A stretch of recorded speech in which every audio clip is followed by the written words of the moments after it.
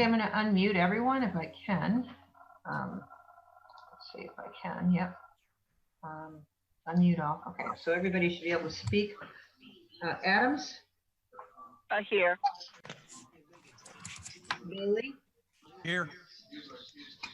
Once your name's called, can you please mute yourself? Baker? Here. Esper? Here. Cassieri? Here. Case? Here. Cologne? Crockett Hubbard? Here. Dean Shinbrot? DeSiller Fleming? Here. Fitzgerald? Here. Flax? Here. Fortner? Foster? Here. Crickman? Crickman? Gauthier David? Gauthier Lauren? They were in caucus, so I know they're going to be here. Gustafson? Here. Hanscom? Here. Oh, that's a Gauthier, isn't it?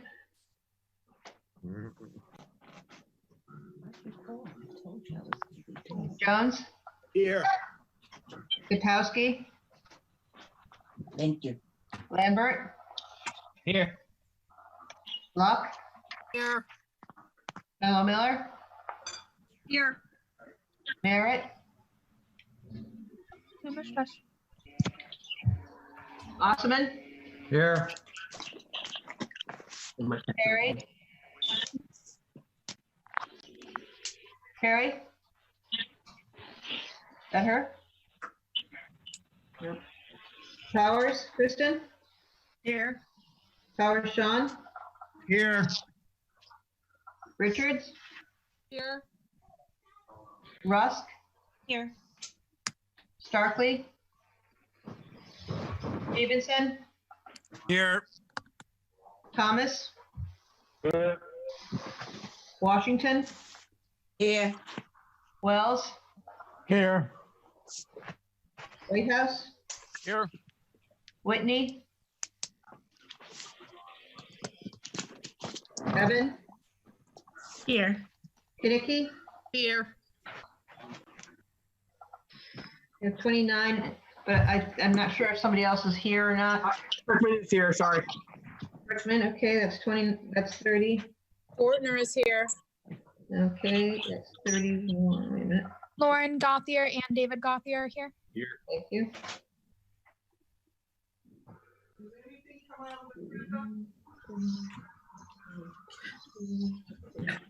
That's 33. Leah. Unless Thank you. somebody else- What? I'll Go ahead. call the meeting to order. We have 33 members present, I believe. That's correct. The first item on our agenda is a moment of silence. And I think that there is a lot of things that we can think about at this moment. We'll follow this by the salute to the flag. And I'm going to ask Representative Foster at that point to lead us in that. But let us have a moment of silence first.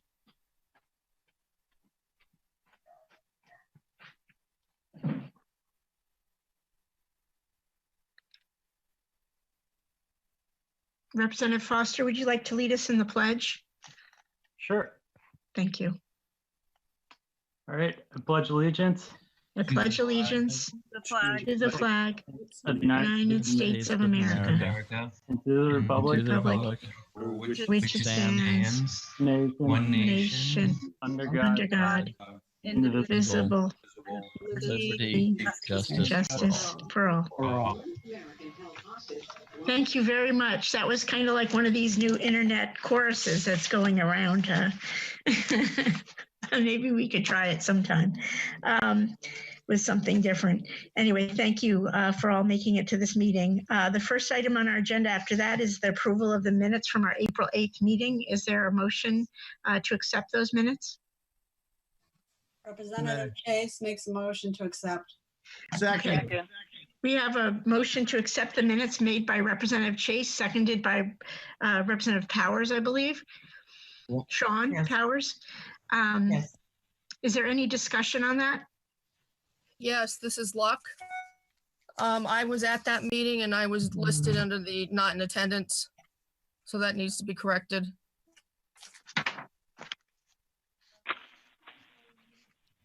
Any other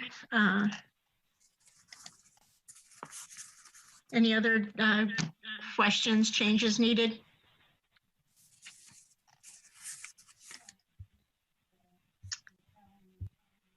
No? Okay, seeing none, we have a motion on the floor to accept the minutes of our April 8th meeting.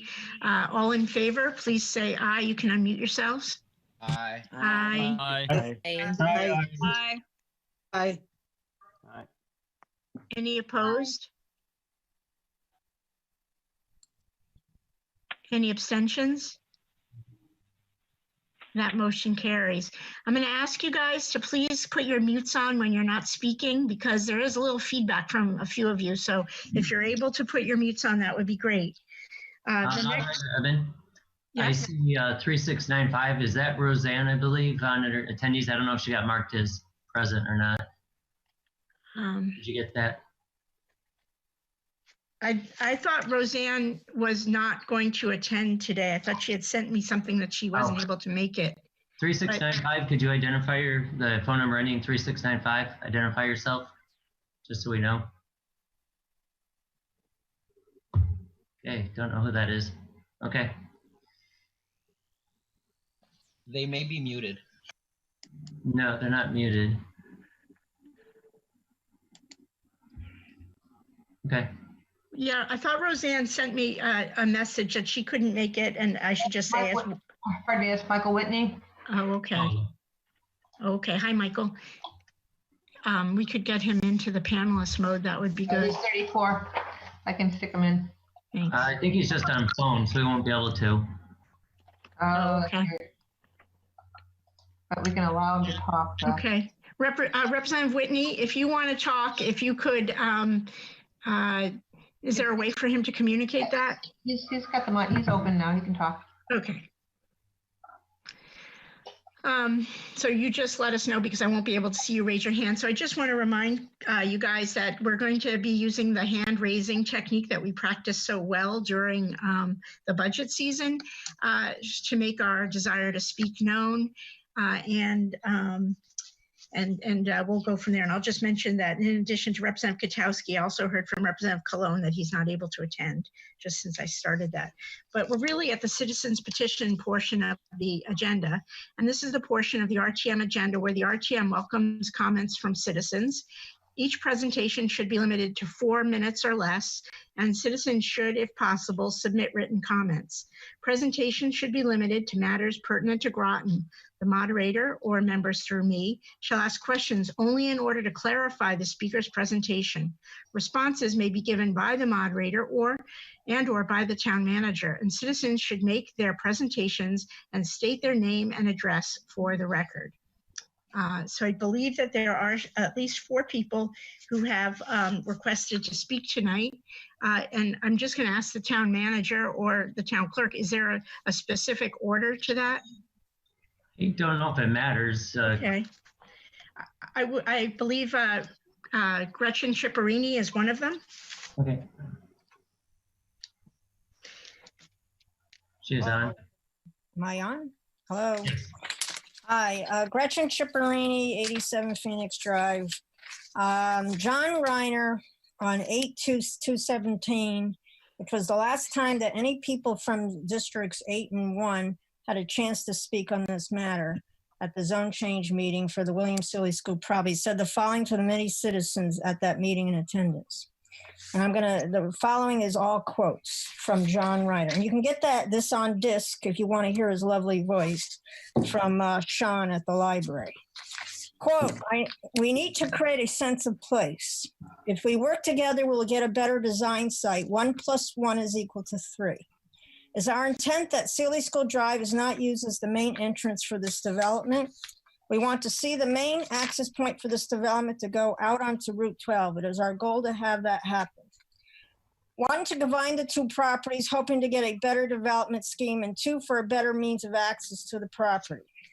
Almost daily, if not every 2 days, talking with the abutter, me, Gretchen Chipperini, about where things are and the status of the property and some other marketing efforts. We're looking for unique development places in Groton and not just another development. These are things that we can work into future purchase and sales agreements with developers. We want these places and these developments to be integrated into the surrounding community and to be an asset not only to the town, but also to the neighborhood. We have a copy of their petition. That's the people who it was a 77 signature petition. Loud and clear, we have the message they are sending. We don't want the main access to be off of William Seeley School Drive or out onto Walker Hill Road. That is why we are working with Gretchen to try to get this access for the property down onto Route 12. We see Route 12 as being the main access for this property. We're making it very well known to every developer that we talk to what our preferences are, and when we talk to the town council, they will hear it loud and clear also. We are planning on seeing this move forward as a joint proposition, unquote. These are my comments. I never have been contacted once by anyone in economic development or the town since this meeting, as promised multiple times by John Ryder. There has been zero effort by the town to do a joint proposition. Two, not one contract written by the town, including that with the broker Goldman in York, and a previous signed option agreement with Concora. Now this option agreement with Donmar states that the egress shall be onto Route 12. A motel, barrack, prison-style apartment does not create a sense of place. It's not unique. It is not a quality development. It's not an asset to the town or the neighborhood. This is not by any measure the highest and best use. Nothing has been loud and clear to or by the town council because they have not put the demands of District 8 and 1 strongly expressed in 2 petitions into any agreement that they have created with Concora and now again with Donmar. I also want to mention Councilor Leon Arbery, who is in attendance, who is a residential broker. I'm going to allege that she and her brokers are going to get business out of these apartments going in, which is why she is so in favor of them. Only an integrated mixed-use project on the Williamsville property, the only property the town owns with this potential, and wrongly planned for the Mystic Oral School property, we should have single-family homes, will provide the largest impact upon improving our grand list and putting Groton onto the map to attract more investment. Again, in this option agreement, there are glaring defects. Most glaring is giving this property away for free and not asking for any option payments to give Donmar exclusive rights for an entire year. There's nothing to hold their feet to the fire. In other words, they have no skin in the game. As been covered, it is apparent the council did not learn its lesson the last time. Yes. You don't hear me? Unprecedented commercial real estate. I've never seen where there is no payments, monthly payments for an option agreement. That's unheard of in commercial real estate. And what this council is proposing to... Hi. Please wrap it up. It's 4 minutes has passed. We haven't been able to speak in 3 years, okay? 3 years. And I think you should allow people, you got 4 people to speak. That's... Point of order. Hi. The agenda posted on the Town of Groton website says that each citizen shall be allowed 10 minutes to speak. I don't know who is speaking right now. That's Thomas Potter. Mr. Potter, please be quiet to say that you're not really part of the body, so you can't call a point of order. And actually, in our rules of the RTM, Rule 9.6 says that the time that the public has to speak under citizens' petitions is up to the moderator, and I've set 4 minutes. Thank you. Representative Luck, did you have your hand up for a reason? Yeah, I wanted her to clarify something, but I guess she hung up or she's not here now. I don't know. She's still on there. I'm still here.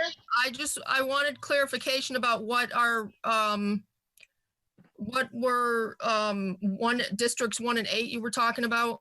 Yes, this is in District 8, but it's right on the border of District 1. And we would like you to vote this down and send it back to the council and have it marketed properly nationally. This is a very valuable piece of property that can have much higher and better use than another junk apartment. I also have concerns about it being turned into a motel. which we need like a hole in the head. It looks like a motel. It could be converted to a motel. That's a very serious situation. You don't control it once you sell it. And it's within zoning regs that they could turn it into a motel. A huge worry. Thank you. Next speaker is Laura Cato. Hi, I'm here. Laura Cotto, 55 Grove Avenue. Good evening. I'd like to speak about the potential development plans for the Sealy School property. While I appreciate the efforts of all who are working to provide new tax revenue for our town, I have concerns about the fit of Donmar Company's development plans for our neighborhood. First, I worry about pedestrian safety with the increased traffic from the large number of proposed units. We were told for years that any entrance or exit for future development projects would be on Route 12 and not Walker Hill Road. This plan goes against what people in my neighborhood were promised.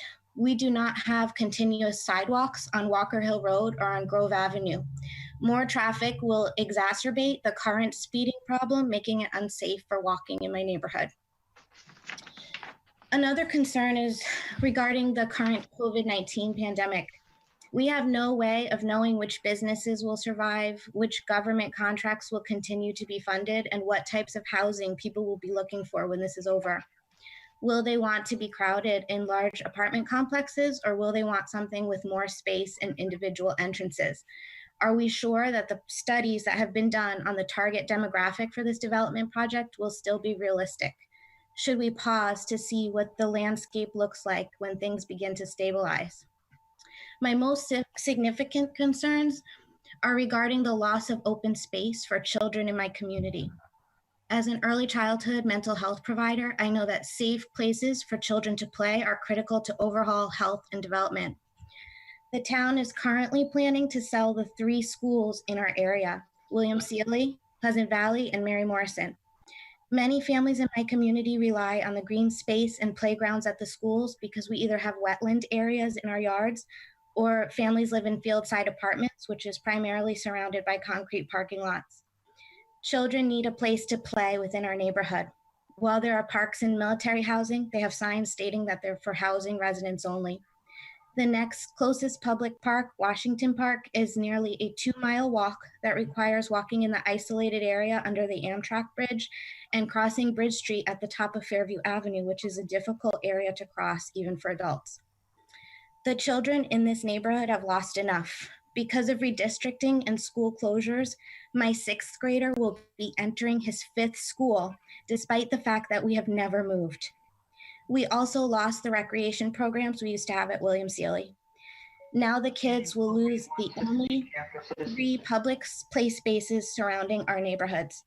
In fact, we found last week that a gate has already been placed at William Sealy, even though this property has not been sold. We are happy to be getting new schools, but as each school is sold off, kids lose their basketball courts, playgrounds, and kickball fields.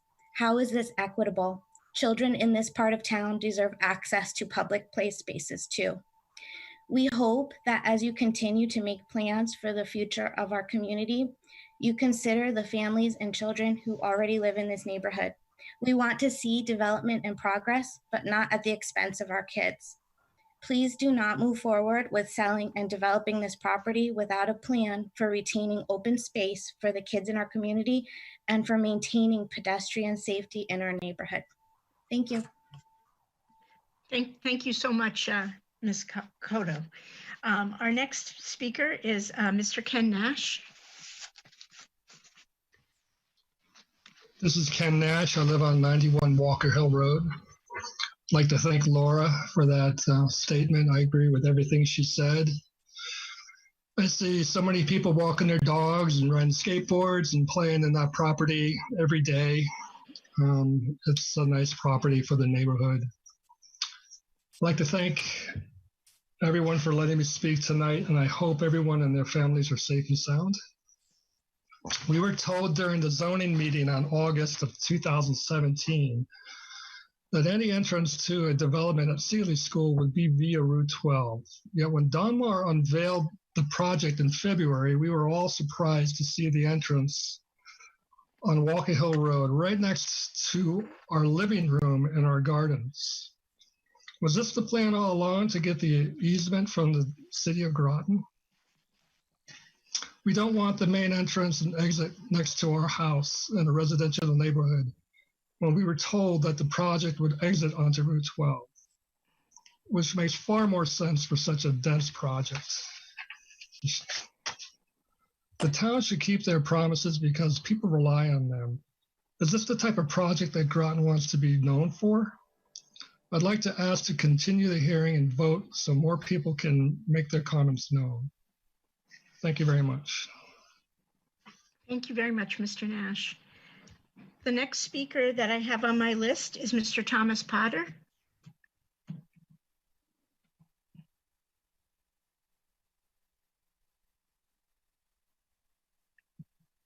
Good evening, Moderator Eben and members of the RTM.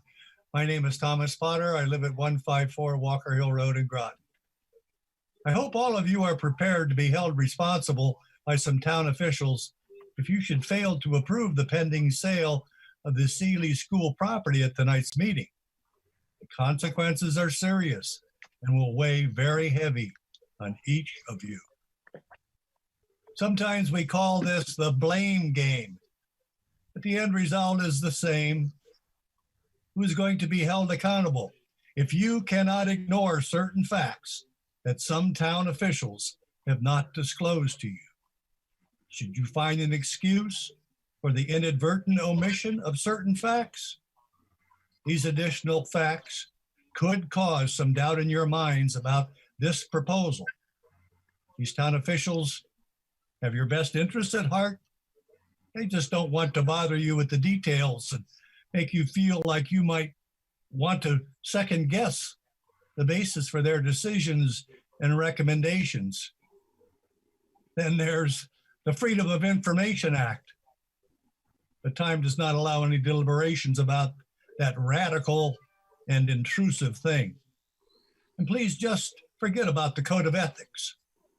What really matters that these town officials mean well and tell you just what they want you to know and no more. But how can one ignore the words? Public office is the public trust. The trust of the public is essential for government to function effectively. Therefore, herewith is an established code of ethics for all town officials, officers, and employees.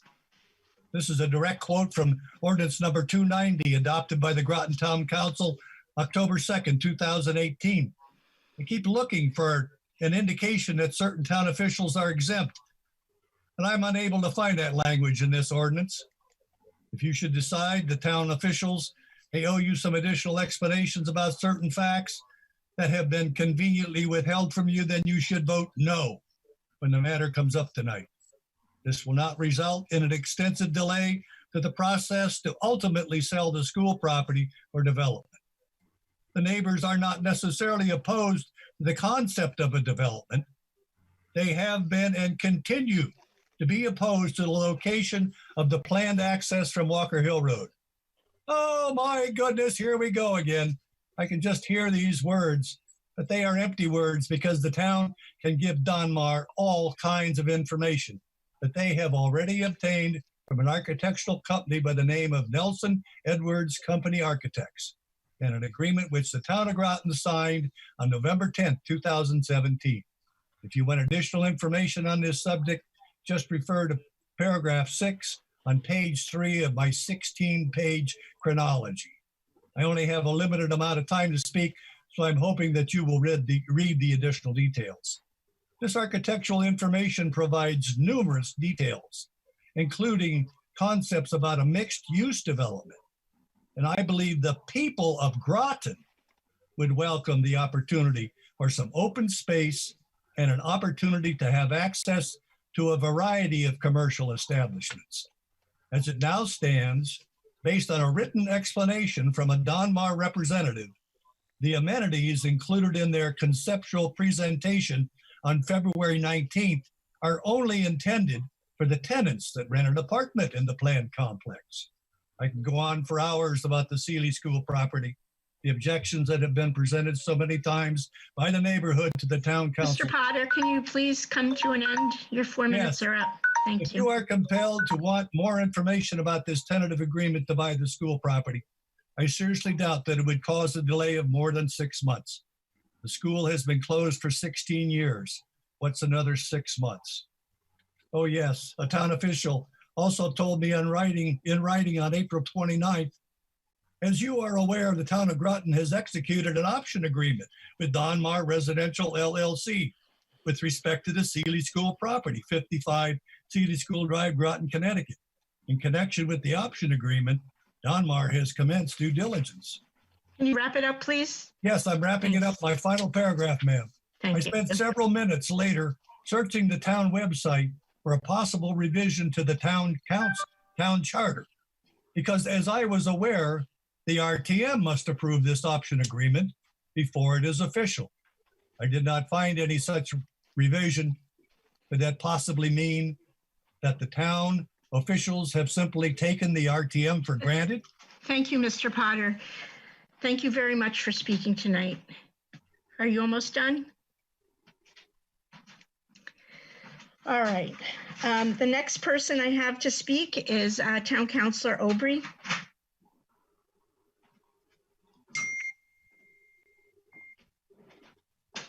Representative Baker, did you want to speak? No. Okay.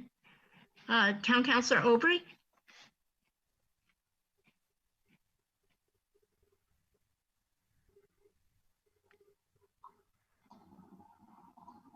Town Councilor Aubry, you're muted if you are speaking.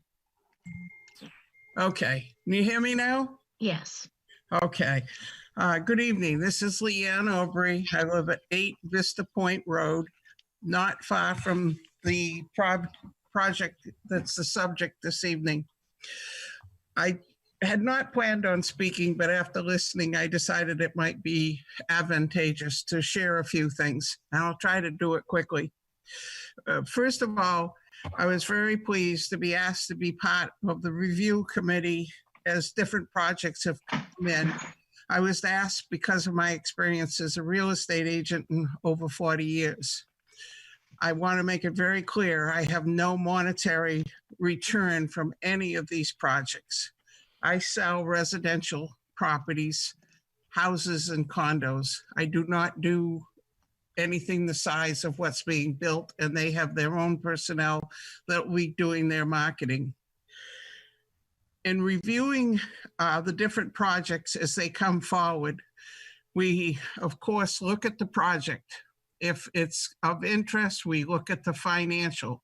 We look at their past experience. We look at whether their projects have been taken on well or if there were problems. It's a long process that we go through. We then try to choose the best option for the property. I just want to remind people that when we were elected 3 years ago now, one of the things that we said that we were going to work on was doing something with our schools that had sat empty for years. We've made a diligent effort to do that. Things have been moving along quite well. We certainly did very, very well with Groton Heights. We have a very good prospect for Ledyard, Colonel Ledyard School, and the list goes on that we're working on. We want to make it so that we have housing that appeals to a different type of clientele. And these structures are going to do that. They're basically something that you see now in your larger cities. They're wonderful. They contribute a great deal to the community. We would love to be able to have an entrance on Route 12, but the adjoining property owner has made that an impossibility. To the best of my knowledge, every developer that has come in has talked with the adjoining property owner, only to be turned away so badly that some have walked away. I'm very, very happy that we have a very reputable person now for this project. I would like to tell you, though, the drawings that you're seeing now were the first concept That is not how the true concept is going to look. It's been improved greatly. It doesn't look like anything like a prison or anything like that. It's very attractive. You have to build something that people are going to want to live in. The amenities that go with it are very, very pleasant. I think we have a wonderful opportunity for Groton, and I would ask you to look at the bigger picture. This goes on the tax rolls. It'll help us. We have to continue to do everything that we can to keep our taxes where they are. We're going through a very, very difficult time. We're very fortunate that we have some projects that are ongoing. So please think about it and think about the positive. I do know we have a few people that are very upset about it and continue to go on, and I respect their right to do that. But I wanted to tell you that this actually is something that'll be very, very good for Groton, and I appreciate your time. Thank you very much. Thank you, Councillor Aubry. I believe Councillor Heed would like to speak. Yes, thank you, Moderator Sima. Kevin. My name is Conrad Heed. I reside at 58 Mira Drive in Groton, Connecticut, and I, along with Town Councillor Aubry, have participated with the Economic Development Team in reviewing in the review process. And basically, we've interviewed developers who are interested in this property and several other properties around town. And so tonight I want to speak in favor of the options purchase agreement. So I'm asking you to vote for it. So I want to remind you that this is not the end of the process. It truly is the beginning. And tonight you're only voting on the options purchase, not on a final plan. As due diligence progresses, there's a vigorous review process step by step. And by the way, I'll let the development team talk to you about that. But by the way, I just want to mention that I'm not aware of any effort to sell Mary Morrison. Also, the traffic studies haven't been completed yet. And I think everyone in town could agree we want the access to be out onto Route 12, but as Councillor Aubry mentioned, and many of you know, it's being blocked. This property has been marketed for 10 years now, and this is a really great opportunity right now. So another concern I heard is making this possibly multi-use, but without that access, without access to Route 12 and the concerns of the neighborhood regarding traffic, this is really a non-starter. It can't be mixed use. Residential may have a handful of cars passing through every hour, but you look at the parking lots of, say, CVS, and it would be a handful of cars every minute. So it has to be residential. It also has to be kind of a big project given the location and the school property in order to cover the costs. The current building has to be abated and removed, and that's going to cost upwards of $1.5 to $2 million. So failure to sell and develop the property will leave the town taxpayer footing another bill, and doing so without gaining any new tax revenues or enhancements to the town. First, I'd like to personally endorse the preferred developer, Donmar. As I mentioned, Councillor Aubry and I reviewed the process. We sat through multiple interviews and we challenged them. But before we even had an opportunity to challenge them, I just want to let you know, my impression is that they came to us very well researched on what the challenges are with the property, what the opportunities are. They've been honest and transparent and really detail oriented. They don't pull any punches, and they haven't tried to mislead or hide or misrepresent anything. And most importantly, they listen to our feedback. So obviously this is a critical characteristic you're looking for when you weed through potential developers. But I want to assure everybody this is not the norm. This is what separates a good developer and a good partner for a future development with the town. So I think they're a really great group, and I'd just like to encourage you to support them. Second, I want to just real quickly, not sure how much time I have left, but I want to thank our economic development staff for their vigorous and committed efforts. And I'll just give you a quick history. A few years back when I was on the RTM, The body initiated a discussion that the council at the time picked up and ran with. The council increased funding and hired professionals to totally change the approach to economic development common in New England towns. This team has elevated us to compete and rise above hundreds of other towns across the region who all have the same challenges. We all have vacant schools, underutilized property, and except in Groton being an exception, most towns have outdated zoning regulations. And, you know, we all have resistance to change and fear of the unknown. But what they're accomplishing is changing our approach from sort of a passive or laissez-faire affair to development. They're not just conducting a real estate transaction and walking away. They've initiated townwide discussions and workshops and helped create a vision for what's right for all of Groton, which very importantly, a critical cornerstone of that is recognizing what makes each neighborhood special or what might enhance any particular neighborhood. As important, they've really worked closely with our major employers, particularly General Dynamics and Electric Boat, it's actually the same company, to identify future housing needs and understand the wide range of housing and other amenities that need to be created within town, not only to capture the hires at Electric Boat, but also hires from subsidiary companies that are now considering relocating here as much as they are to other major metropolitan areas, including Boston. So we need to meet this challenge and embrace the change. I'm just really excited with where Groton can go. And this team is helping us reach these goals. So am I out of time? You can finish up.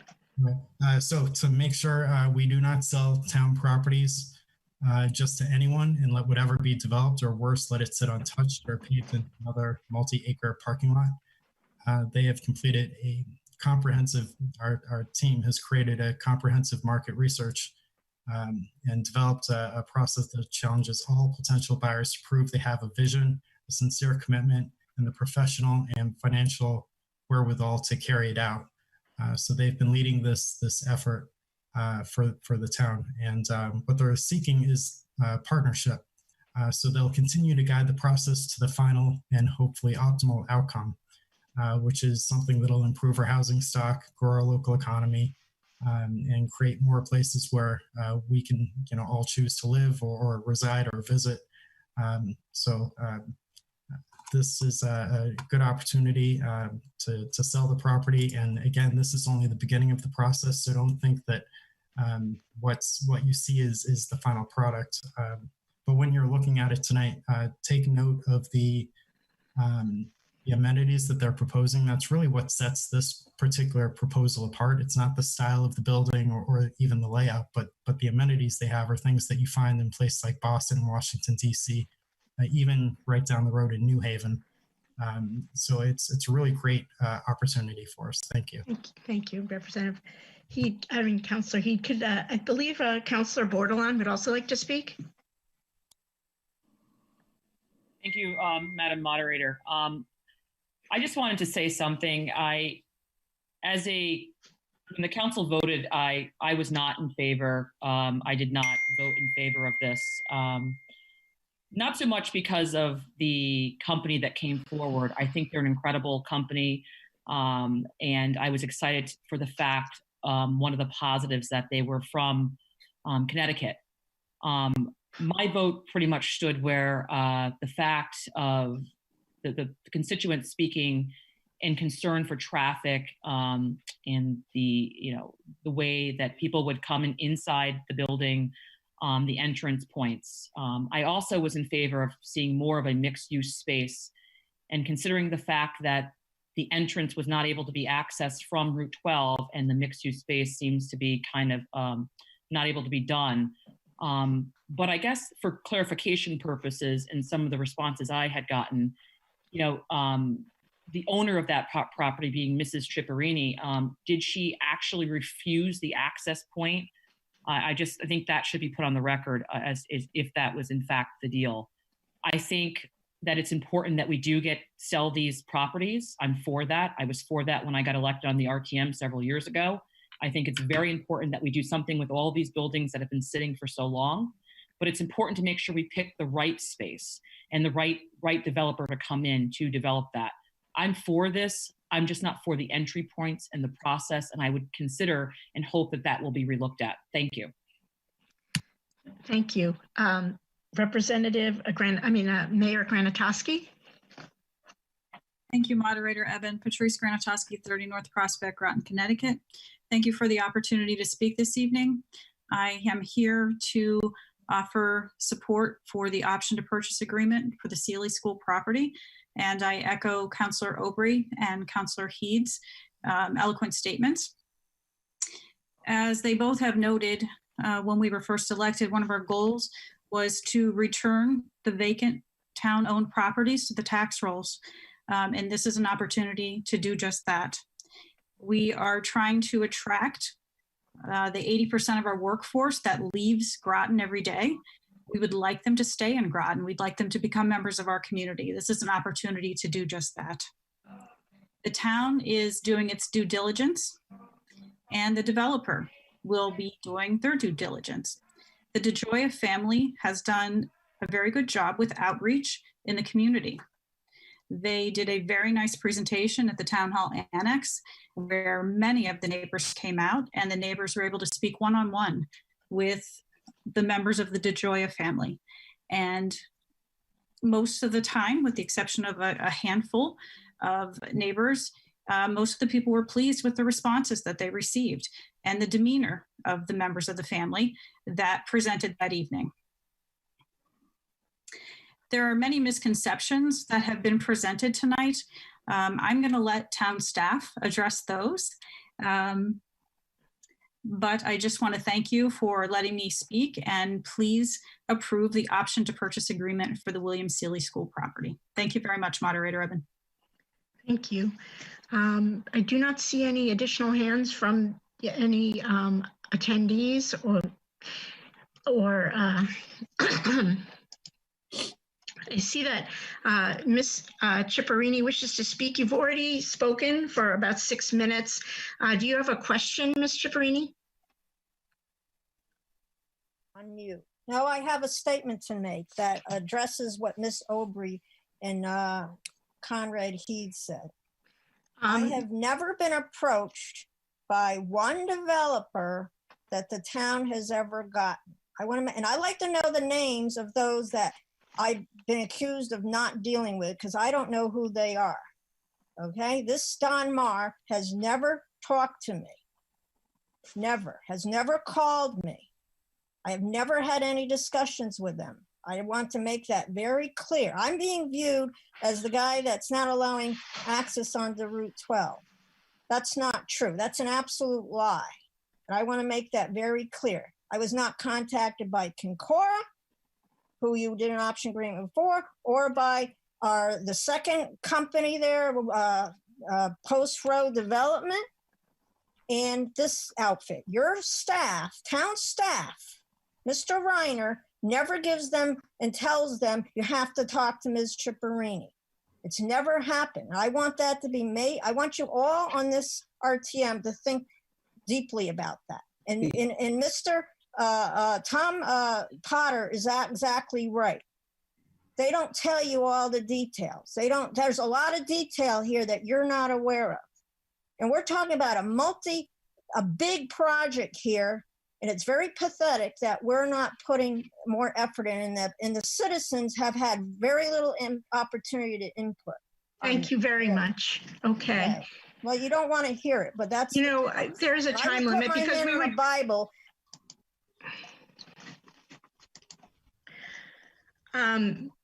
Let's see.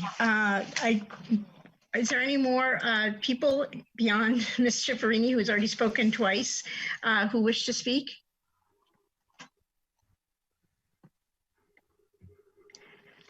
All right, seeing none. I have a few communications. If some of you may know, Representative Salva has stepped down from his seat on the RTM. We have, I should have said this before, a new member. We want to welcome Joan Konicki. And In terms, and I also mentioned that I'd heard from Representative Katowski and Cologne that they are not able to attend tonight's meeting. And then I did want to note, we have all members have received several emails from Mr. Potter, who we heard tonight, and one from Mr. Nash. In addition to that, I've received upwards of over 100 emails from Mr. Potter as well. Again, as I mentioned in our last month's meeting, dealing with FOIA requests pertaining to the William Seeley School and other FOIA requests that were related to Balfour Beatty. Are there any other communications that people would like to bring up?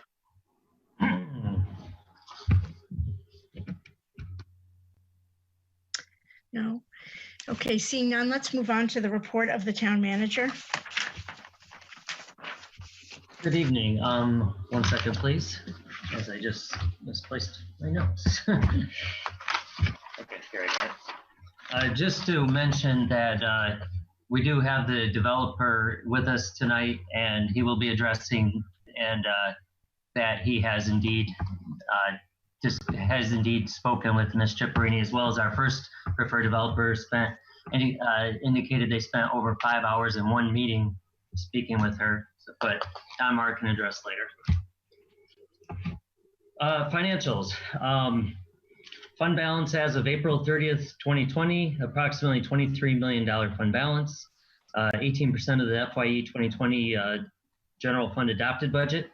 Contingency was appropriated at $350,000 for the year, with the current balance of $239,481, including pending transfers, which would also include that fourth quarter transfer.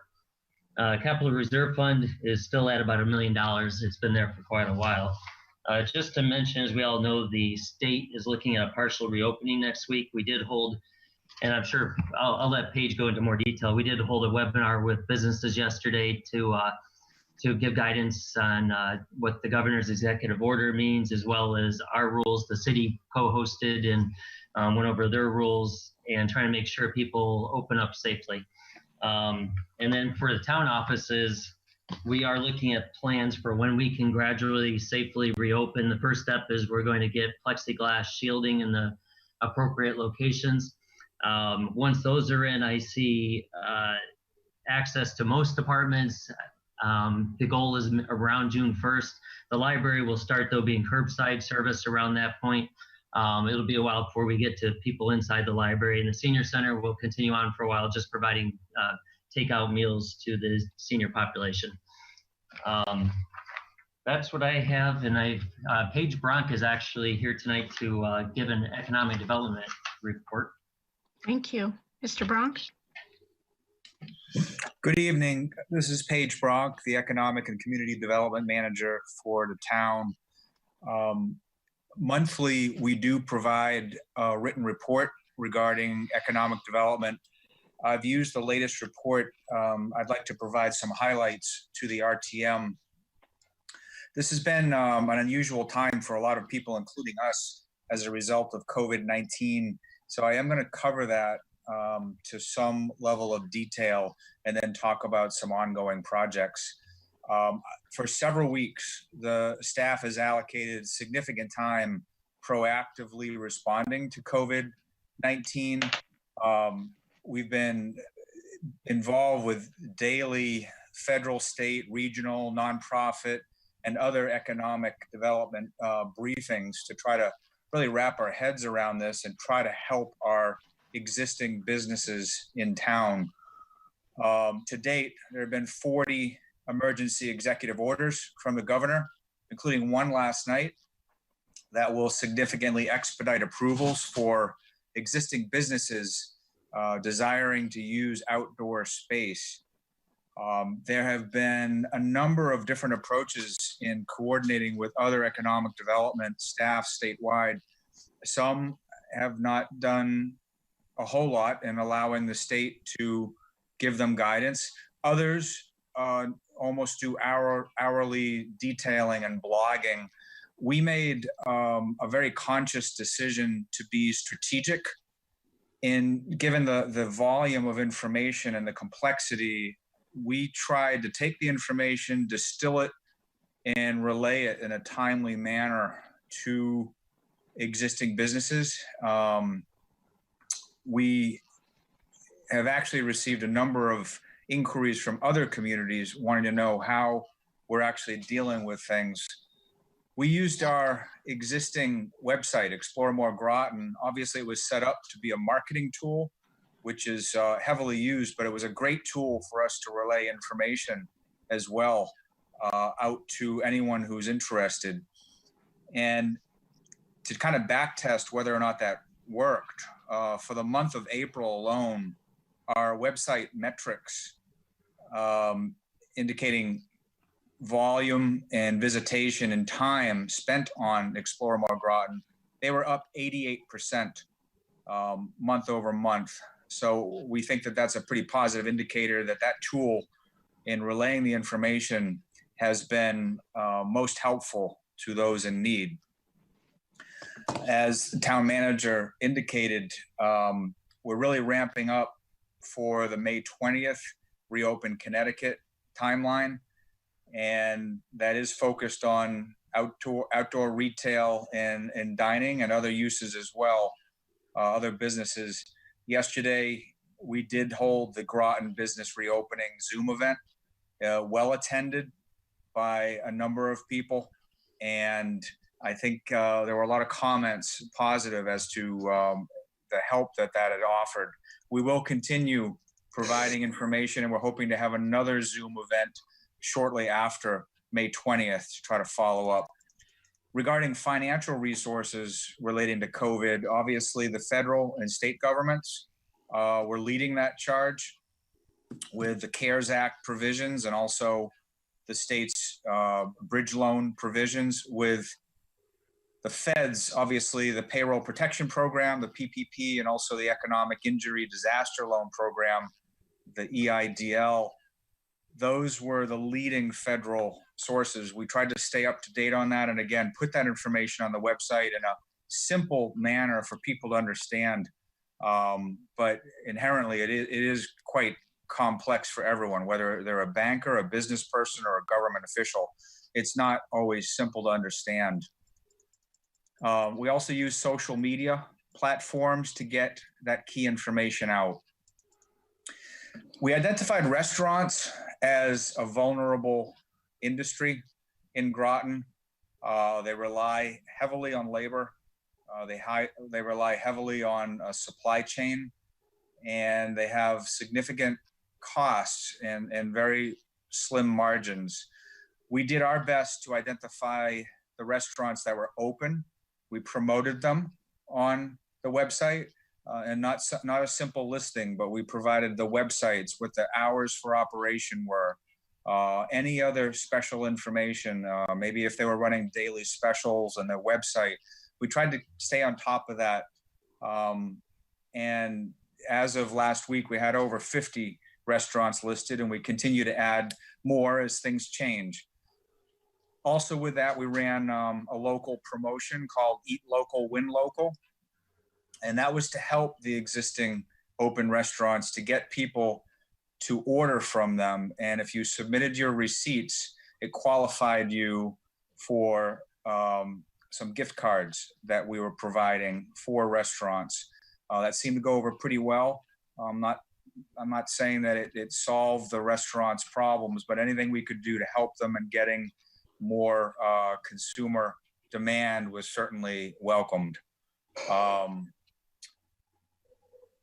Moving on, we also conducted a business survey, and that ran from April 9th to 21st, asking business owners and operators what their experiences were in terms of impacts from COVID-19 and how they were responding. The purpose was to help us identify the true issues, the needs, and future direction, and allocating some resources. We had 71 respondents, and some of the key findings are a little staggering. Most of the respondents were small businesses with less than 10 employees. 49% of the businesses responding had either closed temporarily at the time of the survey. 73% of the businesses indicated that cash loans or grants were critical to their recovery. 58% plan to take advantage of the federal PPP funding program. 52% plan to take the economic injury disaster loan federal funds. And probably the most important takeaway from the survey was how long they could hang on without closing permanently. Nearly 60% surveyed expected to close permanently if they couldn't open by July. If you extend that out to August, only 28% said they'd be able to reopen permanently. So the bottom line, it indicated that small businesses were on life support. And if they were not open soon, many of them simply will not open. Unrelated to COVID per se, many of you probably saw the news in the paper regarding PCC Structurals. We did experience a layoff of 71 employees, mainly related to a larger travel and aerospace downturn that's impacting the entire country at this point. We did reach out to them. We did offer assistance in the event that things were to change. We are interested in trying to work with them. Moving forward into public property redevelopment, Mystic Education Center. We continue to work with Respler Homes weekly. The name of the project, it will be Mystic River Bluffs. It does have a website. If you go to resplerhomes.com, there's a pull down for Mystic River Bluffs. Obviously, there's ongoing public outreach with Corsi and Company. In addition, the town, in hiring Green Play as our recreation consultant, has done the outreach in building the community's needs assessment townwide. While that's going on, is a focus on the Pratt building for the future public use.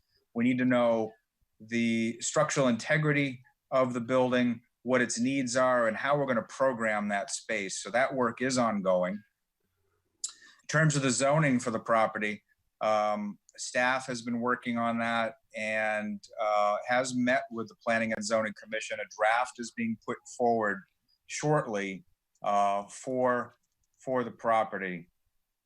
Also, Fuss & O'Neill Engineering is on site doing a lot of their final design work, but also doing many of the environmental analysis. Tax increment financing discussions have begun. Ultimately, we will need to develop a TIF master plan. Moving along, Groton Heights, we're still awaiting the final review of the purchase and sales agreement. There are no problems with that project, but it has been slowed down mainly as a result of Thayer Mahan's fast growth. They're landing contracts, federal contracts, and also private contracts that really have them stretched. They do need this space as their world headquarters. And then, of course, we're dealing with the COVID situation, but we are in regular contact. That project is moving forward, although people don't see any physical activity. Sealy School, I think we've had conversations. That's also going to be addressed a little bit more later in the agenda. Colonel Ledyard School, we have finalized all of our interviews. The panel does have a recommended preferred developer. We've not released that name just yet. That information will be forthcoming, but we're pretty satisfied in selecting a developer and a use for this property, which is not far. It's about a half a mile away from Electric Boat. The last project that I'll touch on, Pleasant Valley School, we have received significant interest on that.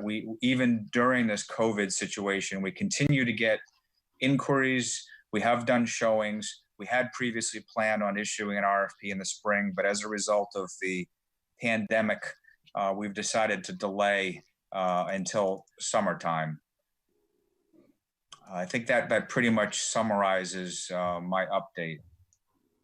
Thank you. Thank you, Mr. Bronk. Are there any questions from RTM members?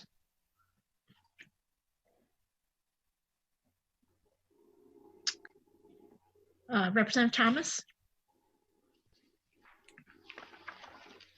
Yeah, to ask, I'm not sure if this is the appropriate time to ask a question or not, but in regards to the situation with the Sealy School and the property owned by Ms. Cipriani, there seems to be a conflict between Ms. Cipriani's account of the past developers and current developers approaching her.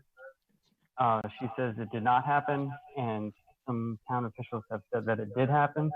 I'm just curious to know if there's some documentation or some record that could help clarify that situation. Representative Thomas, we could do this now, or we could wait until we have that discussion later on in our agenda. Mr. Yeah, if it's more appropriate to wait till later to discuss that, then I'll gladly. I do think it might be. If you had any questions related to what Mr. Bronk just said. Oh no, I'm good with all that. Okie doke. I don't see any other questions. So the next item on our agenda is I have a question for Mr. Bronk. I'm just curious about reopening Mystic. You were talking about the work that you had done with the businesses to have this phased in reopening. And I was just wondering if there were any plans for having better social distancing or spacing of tourists in downtown Mystic associated with that opening. I was there the other day and it was crowded and there were a lot of people bunched together, and there was, virtually no social distancing or masks. Is there any effort by the town to have this opening be safe for the human beings who live here or who are visiting? Well, I have somewhat of a two-part answer on that. I know that there are concerns about social distancing and ensuring that people are wearing the appropriate PPE. The police chief had talked about that. I know Ledge Light is concerned about that. So the answers really are in trying to balance providing public health and safety with also reopening in a limited way our economy. So that's what we're trying to get to. The second part of my answer, I know the governor's orders and all the guidelines that seem to come out almost daily, they always lead with the guidance regarding social distancing and safety. That is step one. And then the further guidance dealing with business reopening is step two. So they're trying to integrate those. No matter what happens with the businesses reopening, all of the public health and safety requirements come first. And that is the foundation from which all future businesses that will reopen will be based upon. So I think that is the fine balance they're dealing with daily. And I believe that we have people in Groton that are going to make sure that we adhere to those safety guidelines. Thank you. Representative Jones? Mr. Bronk, you had mentioned about the survey that you did with the businesses, and a large percentage of them had less than 10 employees. Do you have a sense of how that sort of breaks down across the town? Are we, in terms of small businesses, and how many do we have, or what is sort of that average size of that small business? Because those ones seem to be the ones that are at the most risk. I don't have the numbers at this moment. We have in total about 1,500 businesses, and many of them we don't even see. They could be home-based businesses, bricks and mortar type locations. We have less than 1,000, but the difference between, let's say, a large business versus a small business, I don't have that at my fingertips right now. But just anecdotally, look at businesses that are in Mystic, businesses that are in downtown Groton. We have a significant number. We have hundreds of businesses that would be classified as small businesses less than 10 employees each. So those are the ones that probably have been impacted the most. They don't have a network, a resource that they can rely on. They're somewhat on their own. Those are the ones. And in addition, as I mentioned, some of the restaurants really, they have been devastated as small businesses, particularly not knowing how they're going to operate moving forward. It's quite scary times for them. Do you know how many restaurants there are in the town of Groton? I don't have that number. Okay. Okay, thank you. Thank you. All right, seeing no more hands raised, we'll move on to Dr. Grenier, who I think has some good news to share with us. Good evening. Can you hear me well? Perfectly. Great. Well, I'm just going to, I hope people were able to get a hold of my report that I sent this afternoon. But first of all, I just want to report that the distance learning program is going well. We, as soon as we found out about the initial 2-week closure and then ultimately what looked like was going to be longer, we were able to distribute 2,500 computers. And the tech department was telling me we did that in about 72 hours. So right now, virtually every single one of our students, about 4,500 students, has a Chromebook or some other computer. And those families that didn't have hotspots, didn't have internet access, we purchased those hotspots and distributed them. So right now, especially with the school closure until the end of the year, we're poised to continue our distance learning until the last day of school, which will be the 11th of June. And then right on the heels of that, we're now thinking about a few scenarios for what we're calling our reopening plan.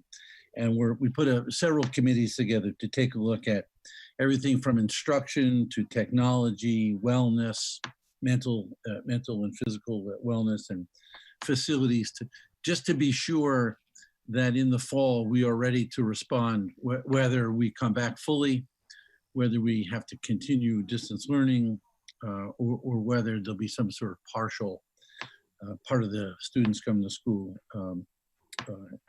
at a day time. The other thing is, I've been so impressed with the quiet work that's been going on. I expect a number of people have seen it.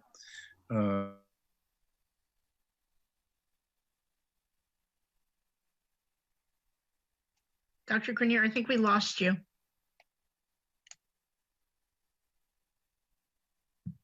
He's muted.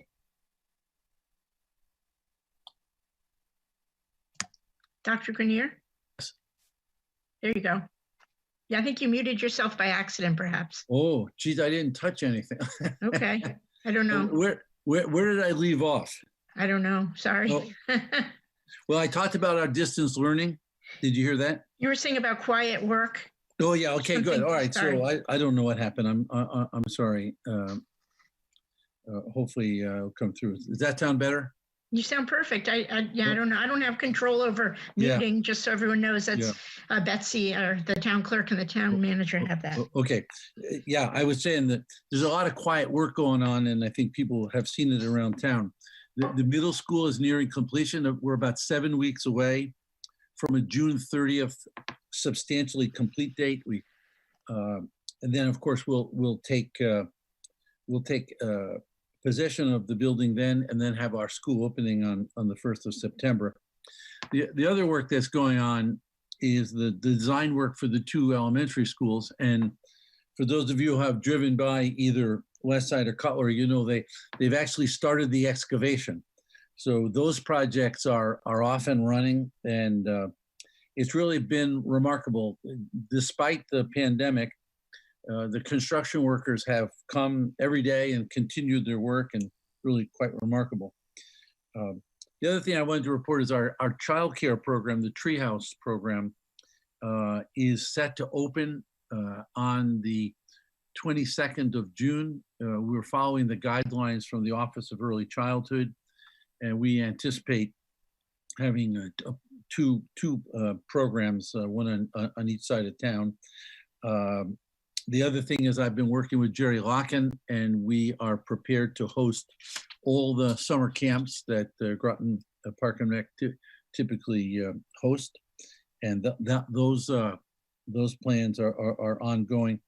And the other interesting thing is that right from the beginning, in mid-March, our food service folks jumped in and have been distributing meals at 3 locations, 3 days a week.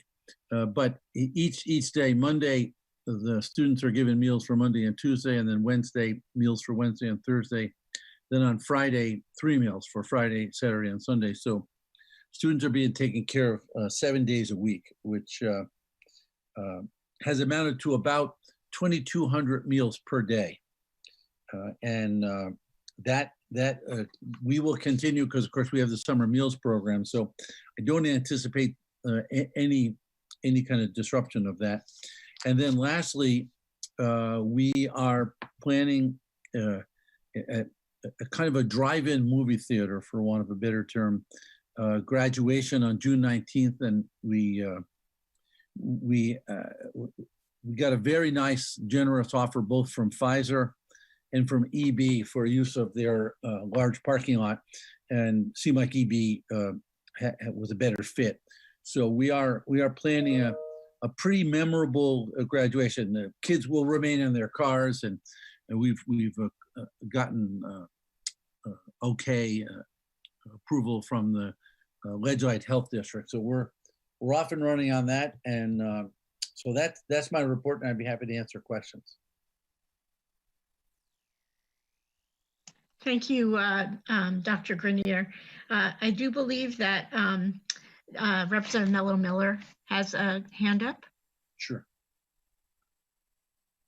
Thank you, Moderator Evan, and thank you, Dr. Grenier. Dr. Grenier, I first want to thank you for all that you've done for the students in Groton with this pandemic. It has been wonderful, and I really, in particular, appreciate the parade that was held. I heard great things about that. It was wonderful. I don't think there was a dry eye in the house for many parents, including myself. So I do want to thank you for encouraging the teachers and staff to interact with the children. And I have questions about the reopening plan. First is, are you anticipating an increased need for paras or extra staff as a result of this epidemic in the coming school year? Yeah, that's exactly the committees. We have 7 committees, but our instruction committee and our operations committee are looking at exactly that. Increased support for the children, revision of the curriculum, increased paraprofessional support, probably increased tutoring support, maybe even an extended day program that children, perhaps we have to take a look at all these alternatives, but yes, we are anticipating that.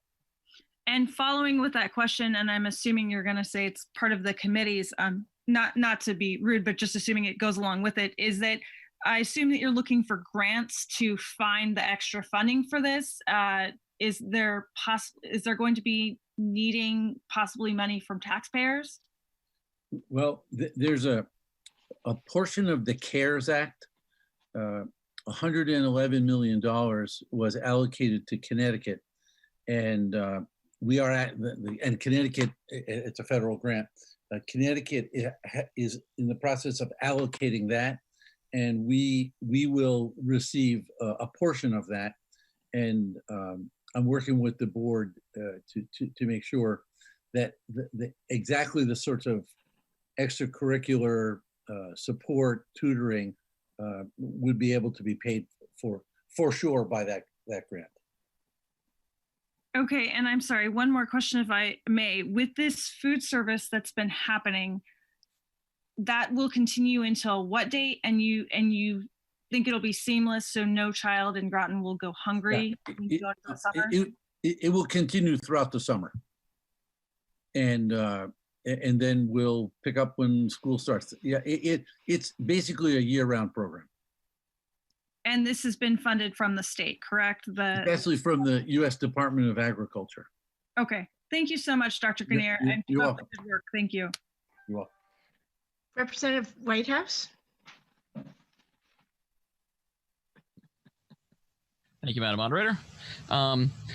Yeah, so a couple things. First out, the parade. I went through my daughter goes to Mary Morrison, and that parade was fantastic. I heard it was fabulous. Yep, yeah, I was very impressed. And the computer distribution also, as I said, we went through that process, and it was very efficient, and it was better than we expected. We frankly we're expecting a challenge, and it was easy, and it was very well organized, and so definitely kudos on that.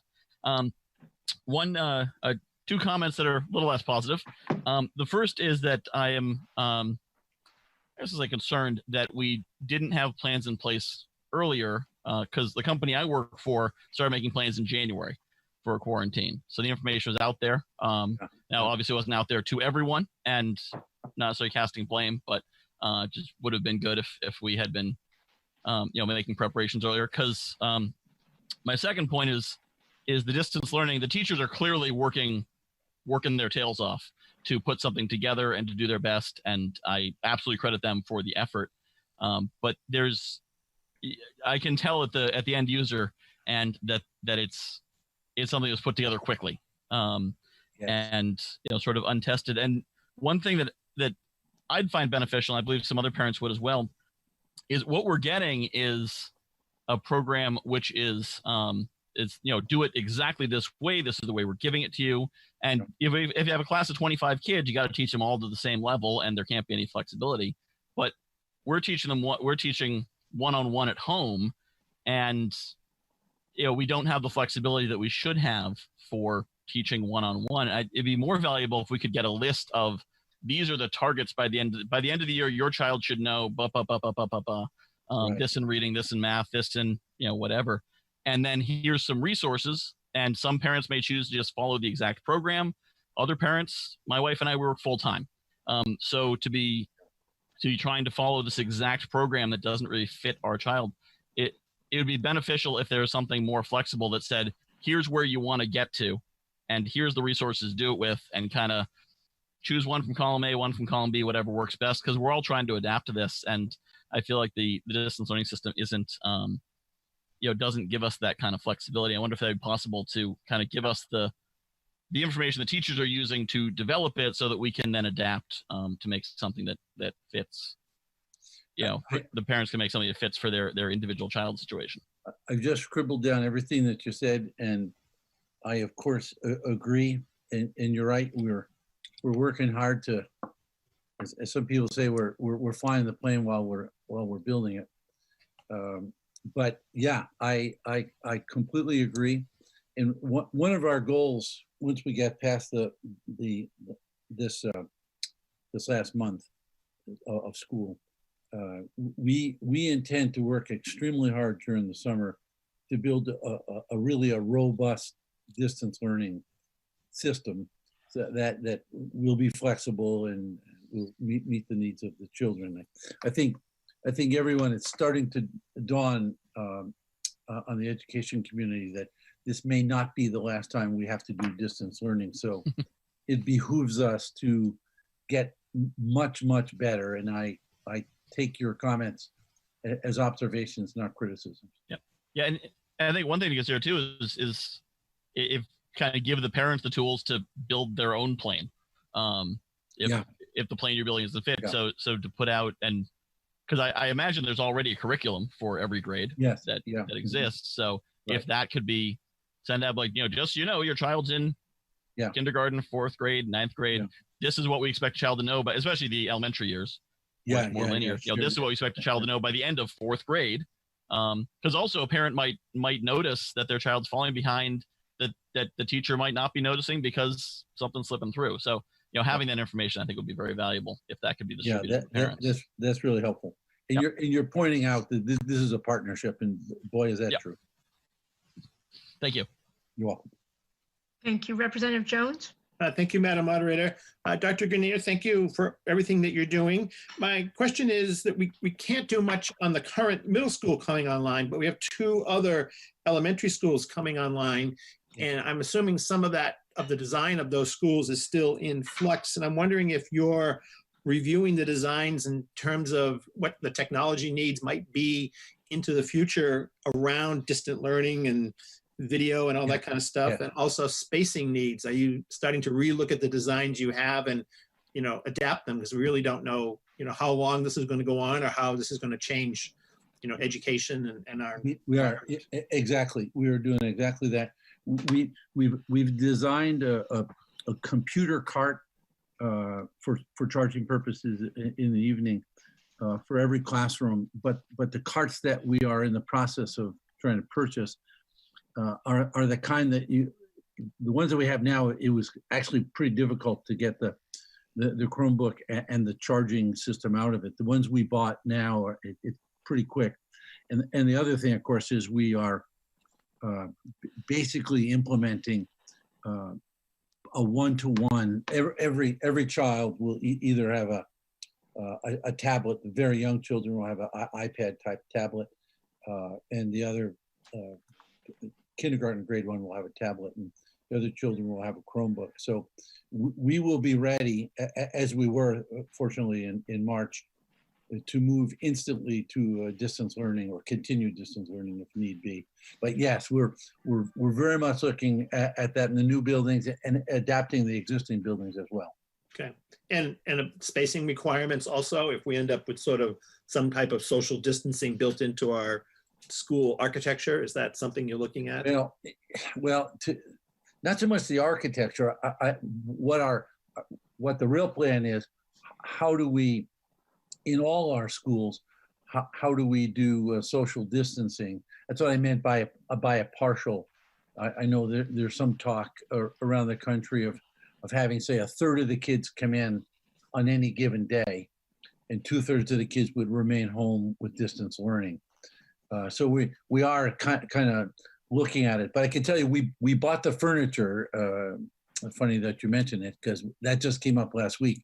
And we were figuring out how it would be best, what sort of furniture, desks versus tables and chairs for social distancing. So yeah, the architects are very much aware of that. Terrific, great, thank you. You're welcome. Thank you, Representative Washington. Thank you, Madam Moderator.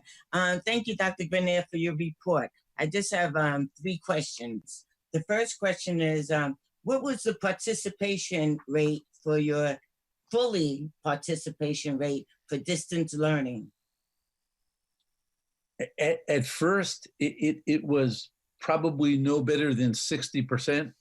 And once we got the hotspots, I would say it's nearly 100%, or it's virtually 100%, because the administrators and the teachers actually called the families, and we were able to get the children online. Oh, that's great. My second question is, how are you doing the grades this semester? At the high school, the grades are going to continue as planned with letter grades, but students are also going to be offered. Frankly, there's kind of a leniency. We know that this distance learning, although we had 3/4 of the grade in, the distance learning was not as successful as the first 3. That's for sure. First 3/4. So if students opt or need to, they're going to take an incomplete, and we've got a robust system for summer completion or even next fall completion. But those kids, actually all the secondary kids, middle school and high school students, will get grades. The elementary children have standards-based report cards, and so the report card will just reflect the achievement of the student vis-a-vis the standards for the end of the year. Okay. And my last question is, we have an achievement gap in Groton. Do you think this distance learning is going to increase the achievement gap? And if so, do you have any, what are your plans to help those children that are falling behind because of the school shutdown? Well, we were extremely concerned with that, which is why when we gave out initially when we gave out the computers, we realized there were some families, and we called around some families that didn't have access to the internet, or there were families with 2 or 3 children in the home, and perhaps they were sharing one computer. So we addressed that. I think the hotspot, the providing the internet for the families that didn't have it, that has been extremely helpful. I think, however, it's been a national story that distance learning really highlights the inequities that we have in our society. And so we are working directly, phoning families and so forth to make sure the students are online. And then in the fall, when we come back or partially come back, we are going to assess the students and assess their learning, and any kind of learning gaps that occur, that we are going to provide tutorial support, or perhaps even extended school. So I could see students will go to the high school all day, and then we have something called Falcon Academy, but we're intending to hire many more teachers to be tutors for an hour, hour and a half after school to kind of address those gaps, Bev. Okay. Will your budget allow you to do that? Well, we're trying to adjust our budget as best we can now, and then we know we're going to get a CARES Act distribution, which I think everyone, as I briefed the board, we don't know the exact number yet, but it will be pretty substantial, and I think it will allow us to provide the tutorial and other support district-wide. Okay. All right. Thank you, Dr. Grenier. You're welcome. Representative Thomas. Thank you, Madam Moderator. Dr. Grenier, just a few questions. In regards to the distance learning and ESL students, what sort of supports are being offered in regards to the ESL students? Well, right from the beginning, we knew that the teachers, the ESL teachers and tutors needed phone contact. So we actually ordered them Google Voice accounts, in essence, a phone number. And so they have been making personal contact with the students. And I think that program has actually gone pretty well. We knew that our staff needed to reach out in a personal way, and they did right from mid-March on, and I think it's gone fairly well.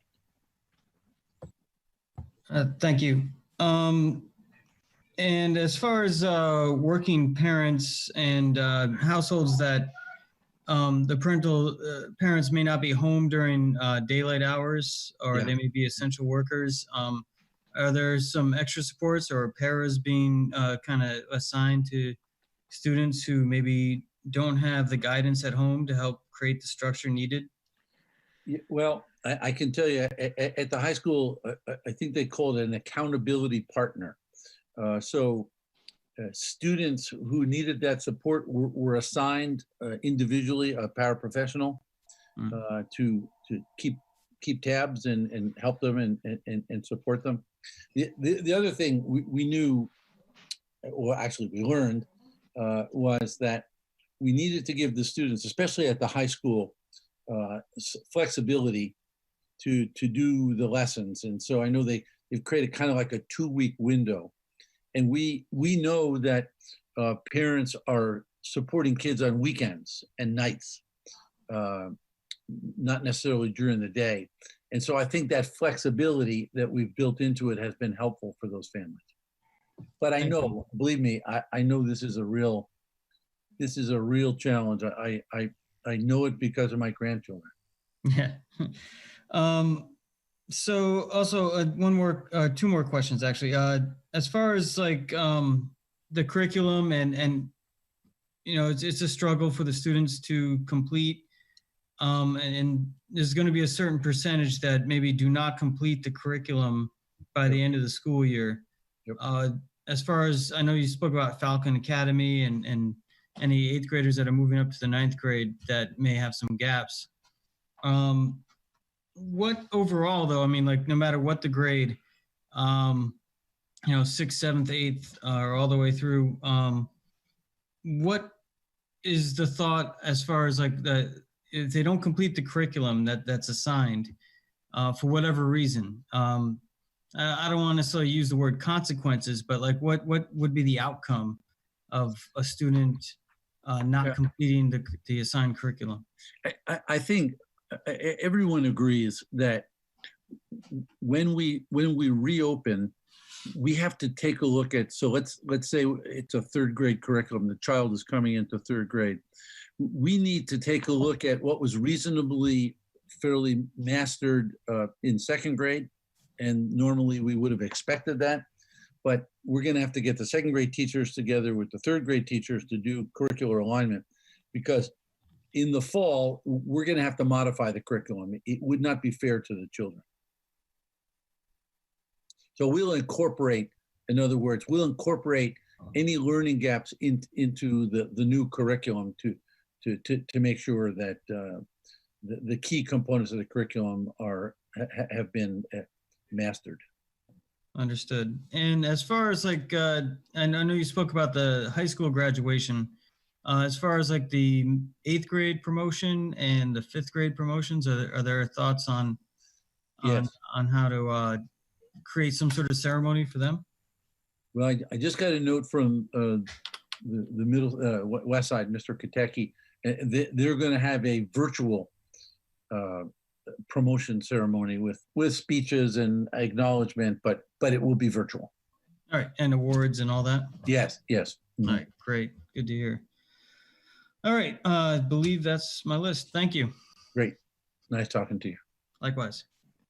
Thank you, Dr. Grenier. I don't see any other hands up, so at this time, I just want to thank you for, Representative Washington has one more thing to say. Representative Washington?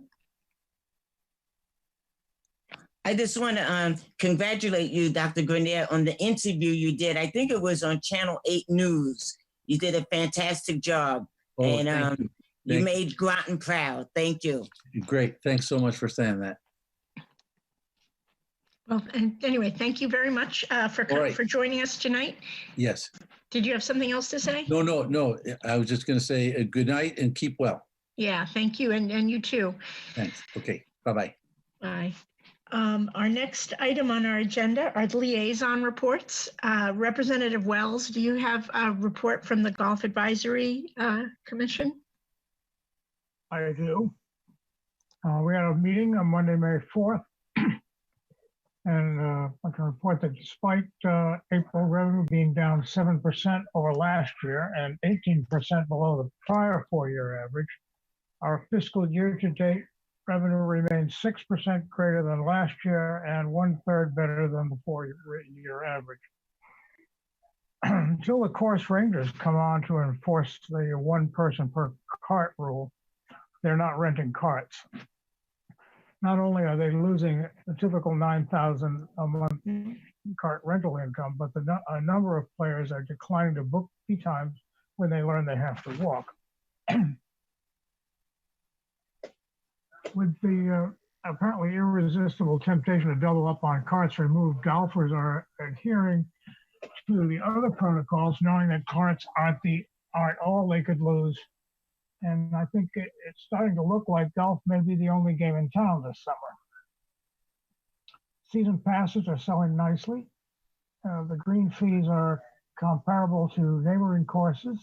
While our green fees are comparable to neighboring courses, our season passes are less expensive.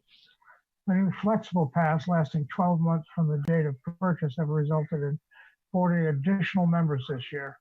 Only the senior limited passes are falling behind.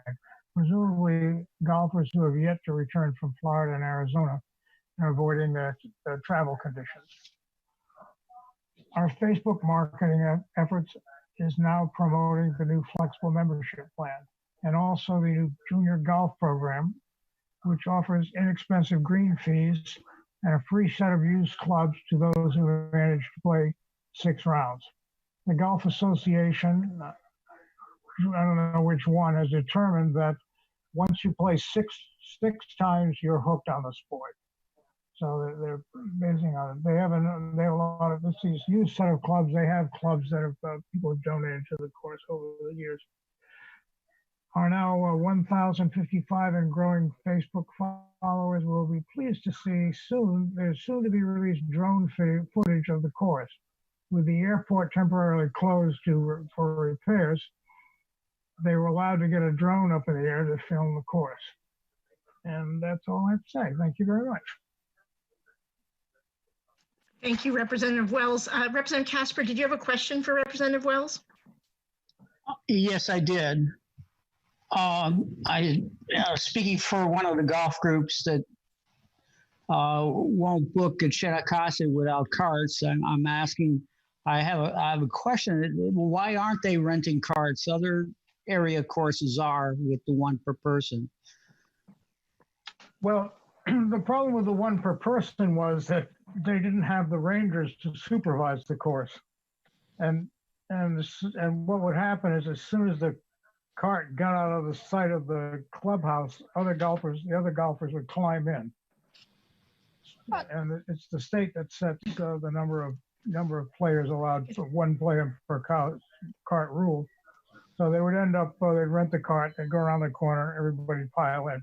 It's quite understandable because oftentimes these people actually came to the course in the same car, so it's hard to convince them that they have to social distance now that they've arrived. So anyway, when they get, I don't know when the rangers are supposed to be on soon, they'll have 1 out prowling the course, making sure everybody behaves themselves, and they'll have another back at the clubhouse cleaning the carts. We might actually do quite nicely because with 1 person per cart, they may actually rent more carts. No, that's not true. The price is the same whether there's 2 per cart or 1 per cart. Well, they rent the cart. That's the price per cart. As far as I know, they charge per cart.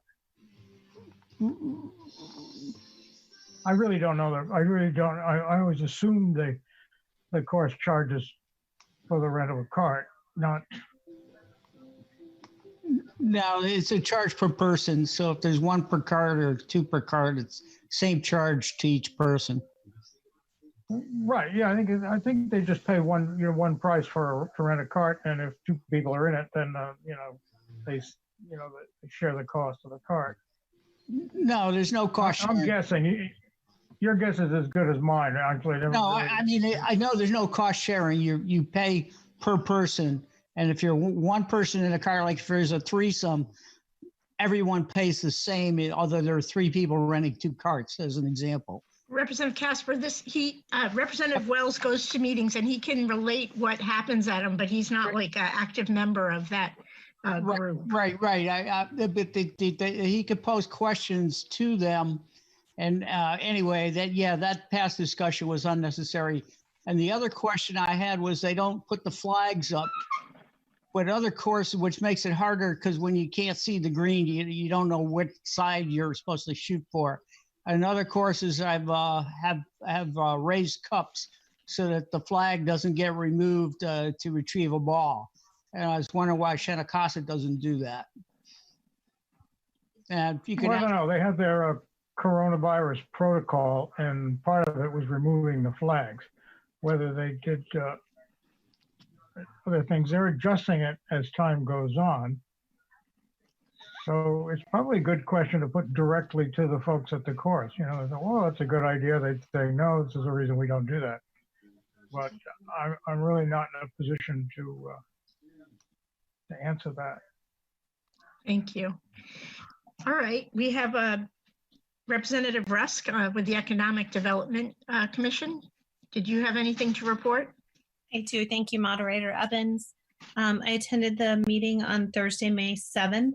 Mr. Bronk definitely discussed most of the items discussed. The one thing that he didn't discuss was that on March 24th, the Economic Development Commission sent a letter to the town council members asking them to please consider I'll read the second paragraph. It just says, the commission has taken the appropriate measures to postpone our March 30th plastics forum, as well as canceling our April 2nd EDC meeting. As a commission, we would like to formally request the town council consider and vote on delaying the implementation of the newly passed plastic ordinance. This delay might provide a small amount of relief to the business community that is already under tremendous financial stress. Such action will also strongly demonstrate to the same businesses that Groton will do what it can during a time of greatest needs. If Groton is willing to consider a delay, the EDC will be willing to assist in providing any desired guidance to the council. Signed by William Groves, the EDC chair. I don't know if the town council has made any steps in delaying the plastics ordinance, or if it's been discussed, so my apologies for not knowing that answer. Other than that, all the other business that was discussed at the meeting was addressed by Mr. Bronk, so I won't rehash that. And that's it. Thank you so much. Representative Fitzgerald, is she I'm here? here. Oh, do you have a Board of Ed liaison report? Yes, I do. Thank you. Okay. This is for meetings for April 20th and 27th. The first one on April 20th was a committee of the whole remote meeting.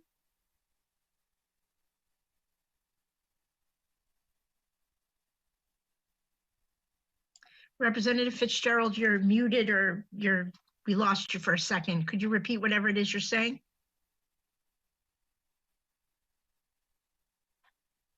About what other things they can do for the graduates.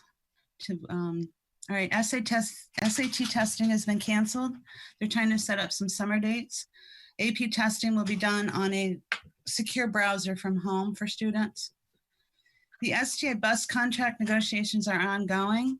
GPS is waiting for additional information from STA.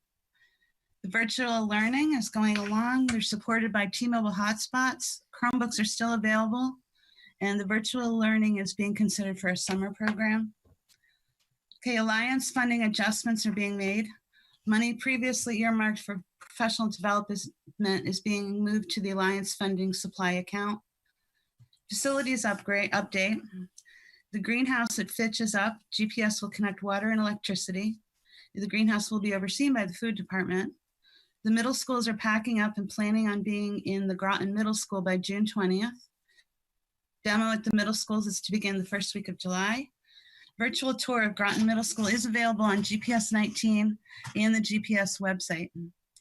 The Malone and McBroom redistricting progress, they aren't progressing because they're still collecting data.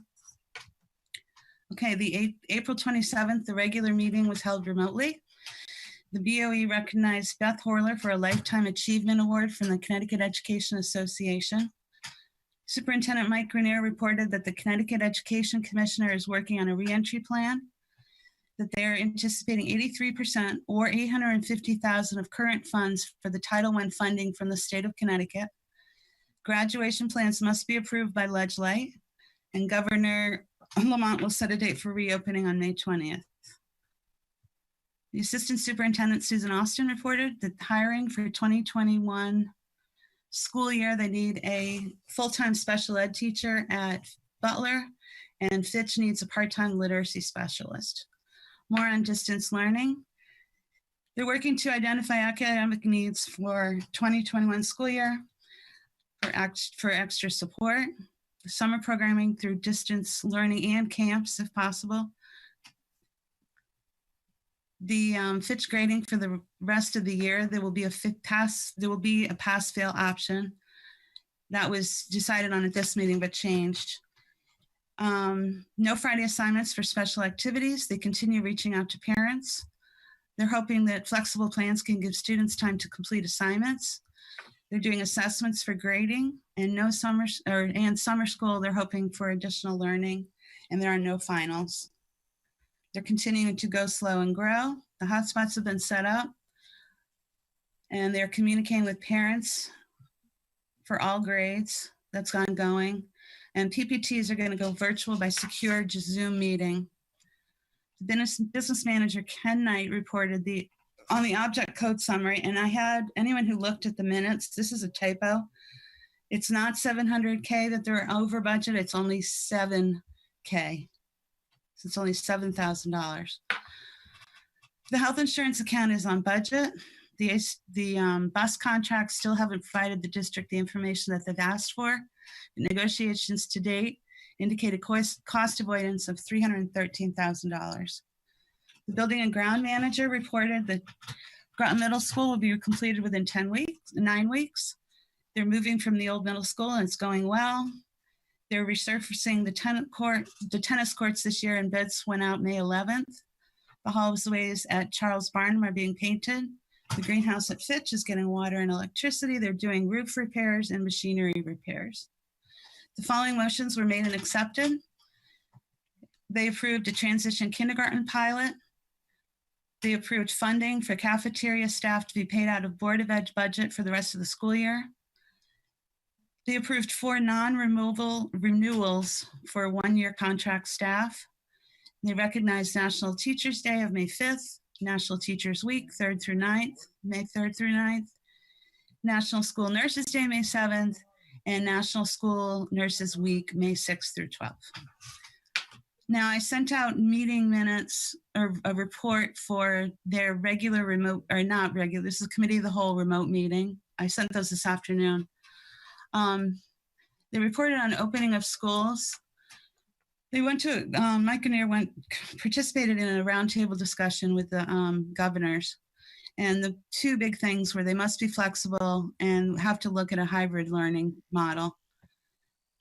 There will be a return to school roadmap and task force. The committees will need to address the following, among other things: testing, class sizes, masks, cleaning, social distancing for students and staff, accommodating pre-existing or medically fragile conditions for students and staff, operations, finance, technology, instruction, facilities, and transportation. There is a new elective at Fitch to be offered in 21-22 school year of African American and Latino studies. That is an elective, and the state is requiring that we offer it. Fitch updates. The CIAC, which is the Connecticut Interscholastic Athletic Commission, I think it is, they have a minimum standard for their athletes that they have to pass 4 classes. Fitch is going to change that standard, so they have to pass 5 classes this coming year and then 6 classes the following year. Supportive measures for academic and disciplinary infractions will be made. Coaches are to monitor the grades, and they will be getting out information to explain the changes to students and families. There are some bell schedule changes at the high school. It'll be the same schedule every day with AB days to continue. They will change the Tuesday early dismissal to full day. They will have 4 rather than 3 class periods. And this will offer increased time for staff collaboration, scientifically research-based interventions, staff and data team meetings. Now for the graduation, it'll be held drive-in movie style. It'll be at the EBH lot or the annex lot to accommodate cars and social distancing. Traffic and security will be needed. The graduation and the graduation committee and administration is working with students not with students. They're working on other ways to recognize graduates.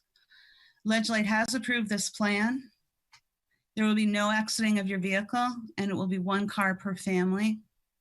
They're also covered grading. There will be no grade below 65 this year, no pass-fail. Incomplete grades can be expected 2021 school year.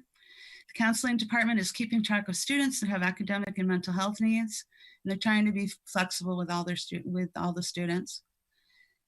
As far as summer programs, the state of Connecticut has not issued guidance, but Groton Public Schools will be asking for a waiver. And as far as Alliance funding goes, the state has given Groton Public Schools permission to shift professional development funding to the Alliance supplies account. And that's it. Thank you very much, Representative Fitzgerald. That was really detailed and comprehensive. Thank you. You're welcome. Representative Mello Miller, do you have a report for the Parks and Trails Commission? I do not. Okay. And Representative Chase, do you happen to have a report from the liaison, the Board of Ed, Town Council, City of Groton R.T.M Liaison Committee? There was no meeting, no report. Okay, thank you. That was my thought on that too. Just checking. Let's see. The next thing on our agenda after liaison reports is to go to the Finance Committee, which I believe has had a meeting. I think everyone received those minutes, at least I did. And so Representative Washington, would you like to read the minutes? Okay. The RTM Finance Committee meeting was held on Thursday, May 7th, 2020 at 6 p.m. via Zoom. The meeting was called to order by Chairperson Beverly Washington. Present, Representatives Clarence Casper, Chase Foster, Roseanne Katowski, Wilma Lambert, and Sean Powers. Also present was Town Manager John Burt, Director of Finance Cindy Landry, RTM Moderator Sima Eben, RTM Representative Kathy Chase, Town Clerk Betsy McCousher, and Director of Planning and Development Services John Reiner. Absent was Representative Bruce Flax. Unfinished business, none. New business, 4.1, 2020-239-3, FYE 2020, fourth quarter transfers. Whereas the town charter provides for supplemental appropriations to adopt the budget and transfers from the contingency function during the year, and whereas the town charter also provides for the transfer of funds from one departmental function to another departmental function during the last during the last 3 months of the fiscal year, and whereas transfers are necessary and represent unforeseen or unexpected expenditures at the time the FYE 2020 budget was adopted, now therefore be it recommended by the RTM Finance Committee that the transfers totaling $31,904 be transferred from contingency number 1074 to the following general fund departments / functions to be referred to the full RTM for approval. Planning and Development Services, number 1046, $16,904. And that's for the retirement of a long-term employee and parcel appraisal for grant application. Insurance and claims, number 1070, $15,000. And that's for increase in coastal property insurance coverage, public official liability, and unemployment. I missed that. Unemployment something. Unemployment claims, I guess. It could be insurance too. Yeah, unemployment insurance costs. Motion made, thank you, moderator. Motion made by Representative Powles, seconded by Representative Foster. The discussion, Director Landry reviewed fourth quarter transfers with committee. The breakdown of transfers are as follows. Planning and Development Services total $16,904, which $14,404 is for retirement of a long-term employee and $2,500 for parcel appraisal for grant application. Insurance claims total $15,000. There was an increase in coastal property coverage of $5,000, which is about a 7 to 10% increase. Public official liability increase of $2,000, which is a 3 to 5% increase, and unexpected employment cost increase of $8,000. And that totals to $31,904. After this transfer, there will be $239,000 in contingency. Then the committee asked questions. The first question is there a limit to sick time and vacation time an employee can accumulate? I wrote no in the minutes, but I'll have to amend the minutes because Director Landry said, yes, there is a limit to the sick time and vacation time an employee can accumulate. So that has to be corrected in the minutes. The second question, is there a way to cap the amount of sick time and vacation time an employee can accumulate? And the answer was only through negotiations can this be accomplished. The third question is the unexpected unemployment cost increase due to COVID-19? And the answer was not at this point. This cost is not related to COVID-19. Director Landry said that she does not know the impact now. The town is usually billed a couple of months in arrears. The town will probably know the impact after July 1st, 2020. Motion to recommend approval of fourth quarter transfers FYE 2020 totaling $31,904. Again, was made by Representative Powles, seconded by Representative Foster. The vote was 6-0, and that passed. The next item was the William Saley School Property Option Agreement. The motion, whereas the town of Groton owns excess buildings and properties that are no longer needed for public uses or that have been acquired through foreclosures due to unpaid taxes, and whereas the town has been marketing the William Saley School property for over a decade, and whereas the town manager has been working with a selected preferred development team, Don Marr, as the purchasing entity on a proposal for the site, and whereas an option to purchase for the eventual purchase of the property has been prepared by the town attorney and is ready to be signed by Don Marr and the town manager after authorization by the town council, and now therefore be it resolved that the RTM Finance Committee recommends to the full RTM that the town manager enters into an option to purchase agreement with Don Marr for the William Saley School property. Motion was made by Representative Powell and seconded by Representative Lambert. The discussion. John Rayner gave the committee background information on the William Saley property. According to Mr. Rayner, the property was never fully marketed. Because of the unique character of this property, it was decided to hire an outside firm to help with property. The town decided to work with Goldman and York. The development department worked with various developers for this property in the past. Some developers wanted tax abatement. Others decided they were not interested in the property or their ideas did not match the ideas of the town. The town worked to rezone the property to make it a little more marketable, went from R12 to CA12 zoning.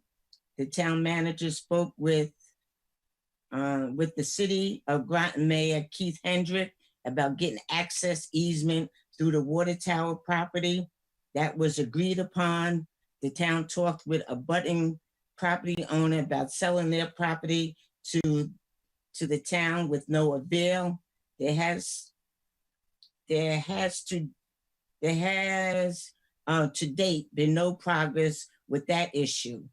The town marketed the property with the help of Goldman and York. They received and reviewed proposals. Developers were interviewed by interview committee. Don Marr was selected. They were not asking for tax abatement like most other developers. Representative Powles congratulated John Rayner and John Burke on doing their jobs and getting this sale done. Representative Powles asked the following questions. Did either John Burke or John Rayner receive any kickback money from this project? The answer was no. Representative Powell said he just wanted to make that clear to everyone. The second question was, did Don Marr make an offer to Mr. Nash to buy his property? The answer was yes. Representative Powell also stated that ethnically, certain things cannot be released to the public because they are under contract negotiations. And the third question was, will there be a traffic study? And the answer was, there will be a traffic study. In the future, there could be a connection to Route 12. Also, the revenue generation scale is a projection. It will go up and down.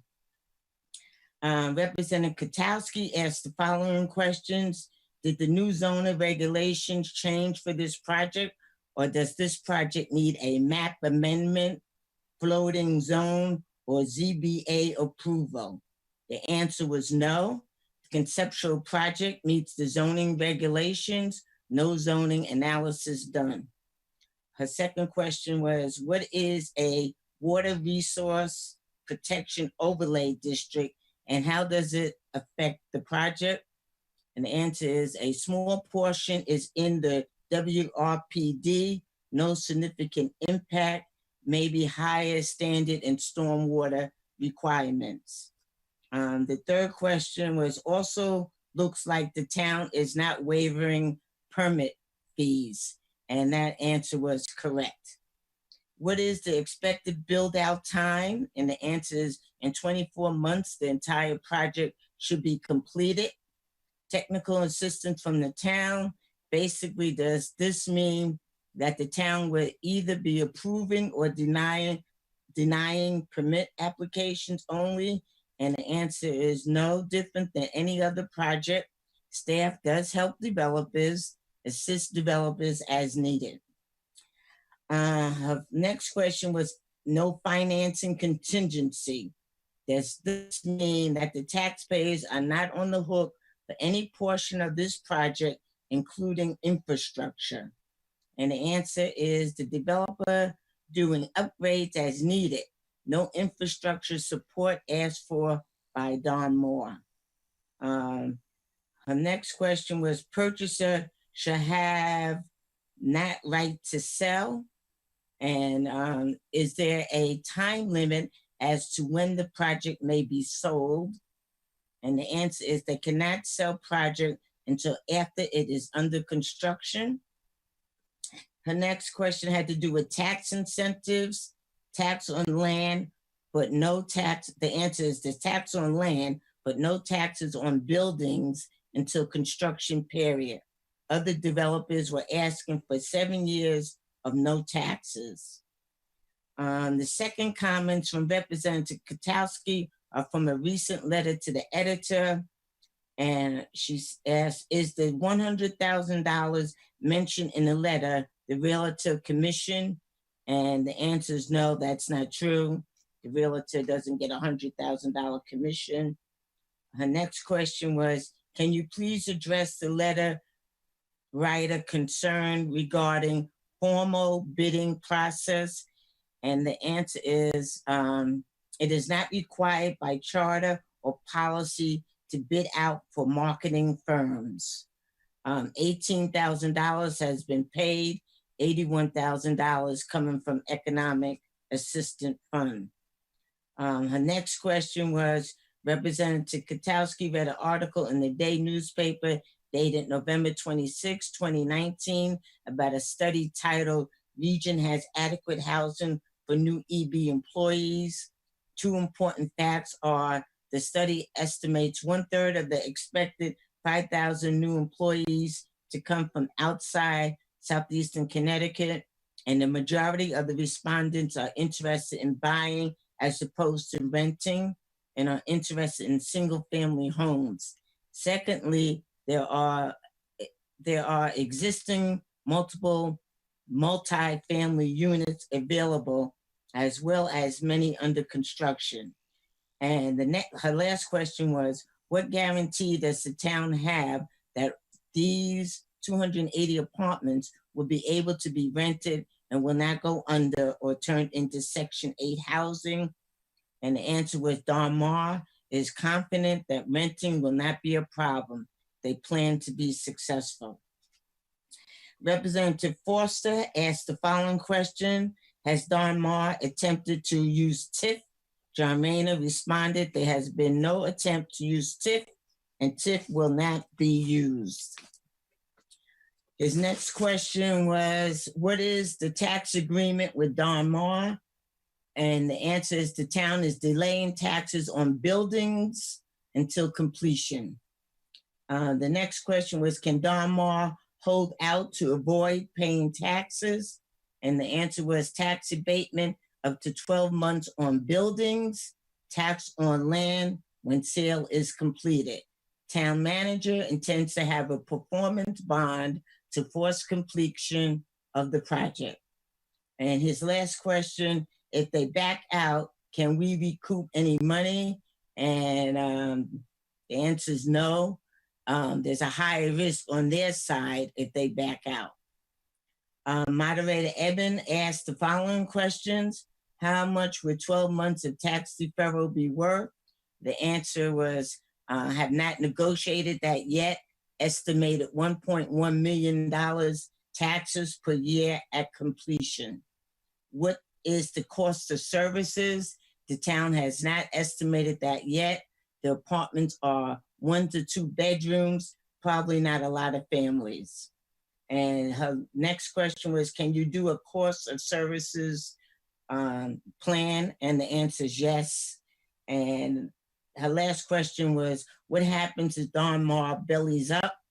And the answer was, town has full faith with that company. Town has full faith that the company will not go bankrupt. They are a reputable company and financially stable.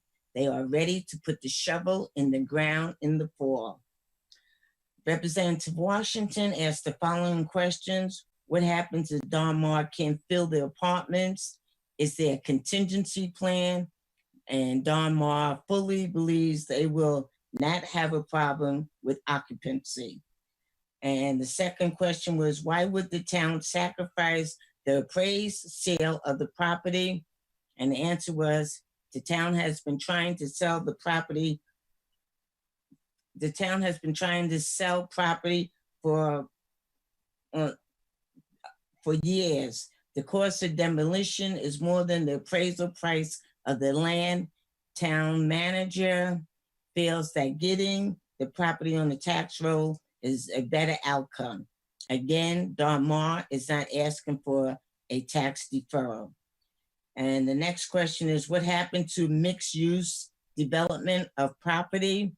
And the answer was, mixed use was the plan for the entire property, not for William Saley property. Needed Mrs. Chipperini's property to have a mixed use project. And the last wasn't a question, it's a statement. Representative Washington would like to see cost of services. Town manager said that the information will be available in the future. Representative Powles asked the following questions. How much abatement has been done already to that building, meaning William Saley? Some was done for the town to continue to use the building. The town used building for park and rec programs. And his next question, can we get Ms. Chipperini to sell her property? Tried, but not willing was the answer. Tried, but not willing to sell. Representative Washington stated that some residents are concerned about the traffic with the addition of 280 apartments. What is the plan? Town manager Burke stated that only 2 people have expressed concerns about the traffic. The town doesn't see a problem with the traffic. A traffic study will be done later on. Town clerk McAllister asked if it was possible to include the RTM in the beginning of the process. There could be 2 or 3 members involved in the entire process. Now the RTM is involved at the end of the process and missing information from the previous steps in the process.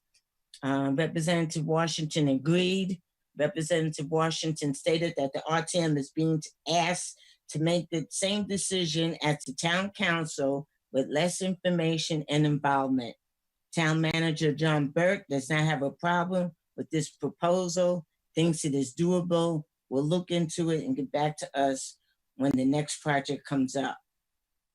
The committee members thank Town Manager Burke and Director of Planning and Development Services, Reiner, for their work on the sale of the William Saley property. Representative Washington stated it may not be the perfect plan and it's hard to please everyone, but it is in the best interest of the town and taxpayers to sell property. Representative Washington asked for transparency with this project so no one is caught by surprise. All agreed. John Rayner said that the committee members and all RTM members should watch Don Marr's presentation to the town council on February 19th, 2020. Town Manager Burt will send the link to the town clerk to send to all RTM members. RTM members should view presentation if they can before the meeting on May 13th, 2020. Motion made to recommend the sale of William Saley School property. Option agreement to full RTM. Motion made by Representative Powles, seconded by Representative Lambert. Vote 4 in favor, 0 opposed, 2 abstained. So it was approved by Representatives Casper, Lambert, Forster, and Powers. Abstentions from Representative Katowski and Washington. Representative Washington, Katowski would like to watch the presentation Don Marr gave to the town council before casting a vote. Motion made to adjourn at 7:13 p.m. by Representative Powles and seconded by Representative Casper. That's it. Thank you. Did you fall asleep? Is there a motion to accept those minutes? I make a motion to accept the minutes. Second, Thomas. White House. So we have a motion to accept the minutes by Representative Sean Powers and a second, Representative Thomas. Is there any discussion?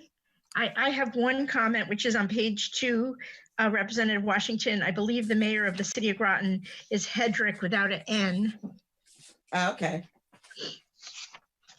Any other comments? Corrections?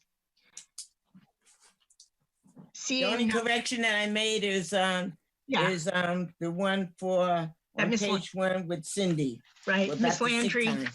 Miss Landry corrected that question from the first motion that was made, item 1. So that will be amended, and then the mayor of Groton, city of Groton's name will be corrected. Anything else? Seeing none, all in favor of accepting the minutes of the Finance Committee meeting from May 7th, please say aye. Aye. Aye. Aye. Aye. Any opposed? Any abstentions? That motion passes unanimously. Thank you. Representative Washington, would you like to put a motion on the floor?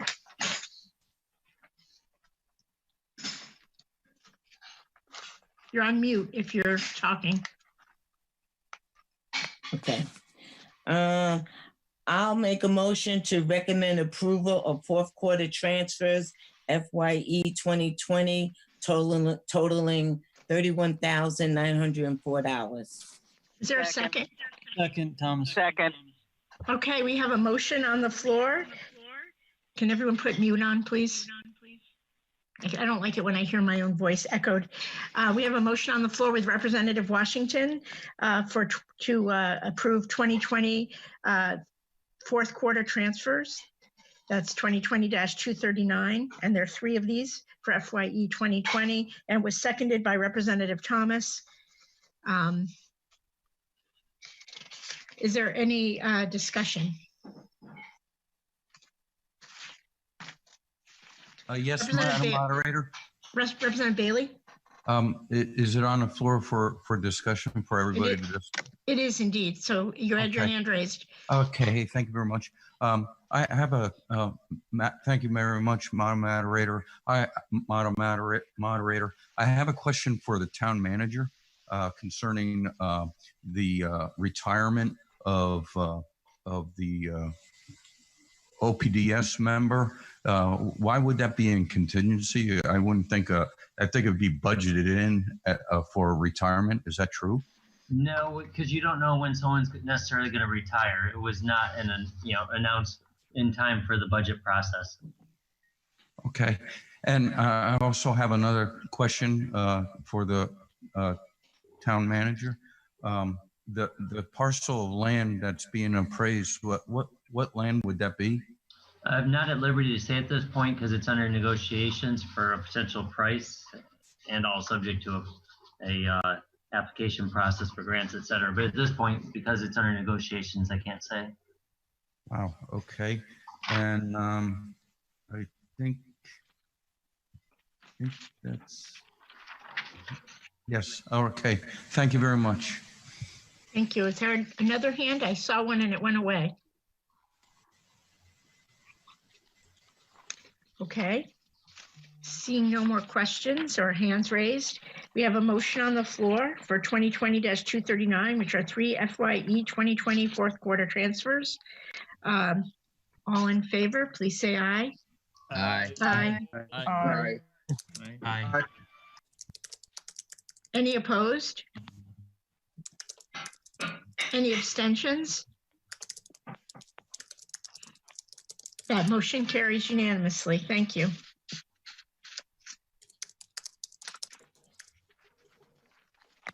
Representative Washington, would you like to put another motion on the floor? Okay, I'd like to make a motion to recommend the sale of the William Saley School property - option agreement. Second. Who seconded that? Representative Flax. Okay, thank you. So we have a motion on the floor from Representative Washington to approve the sale/option agreement for the William Saley School property. That's 2020-120, and it's been seconded by Representative Flax. Is there any, and could people put themselves on mute if you're not talking? Is there any questions?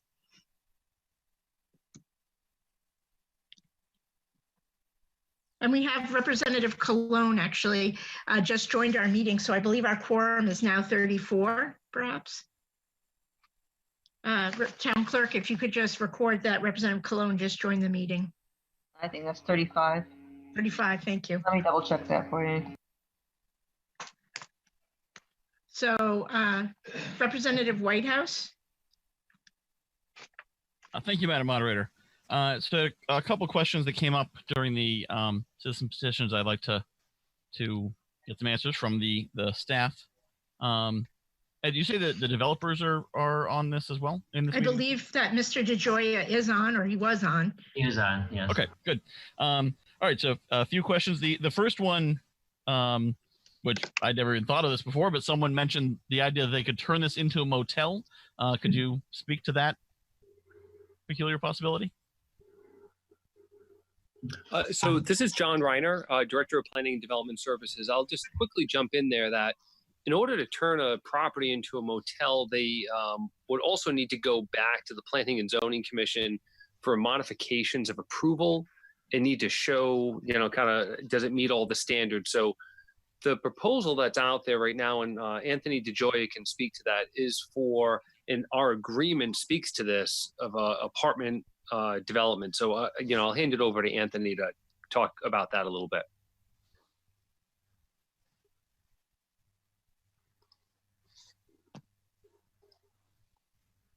And Anthony, just make sure you're unmuted. Can everybody hear me? Yep.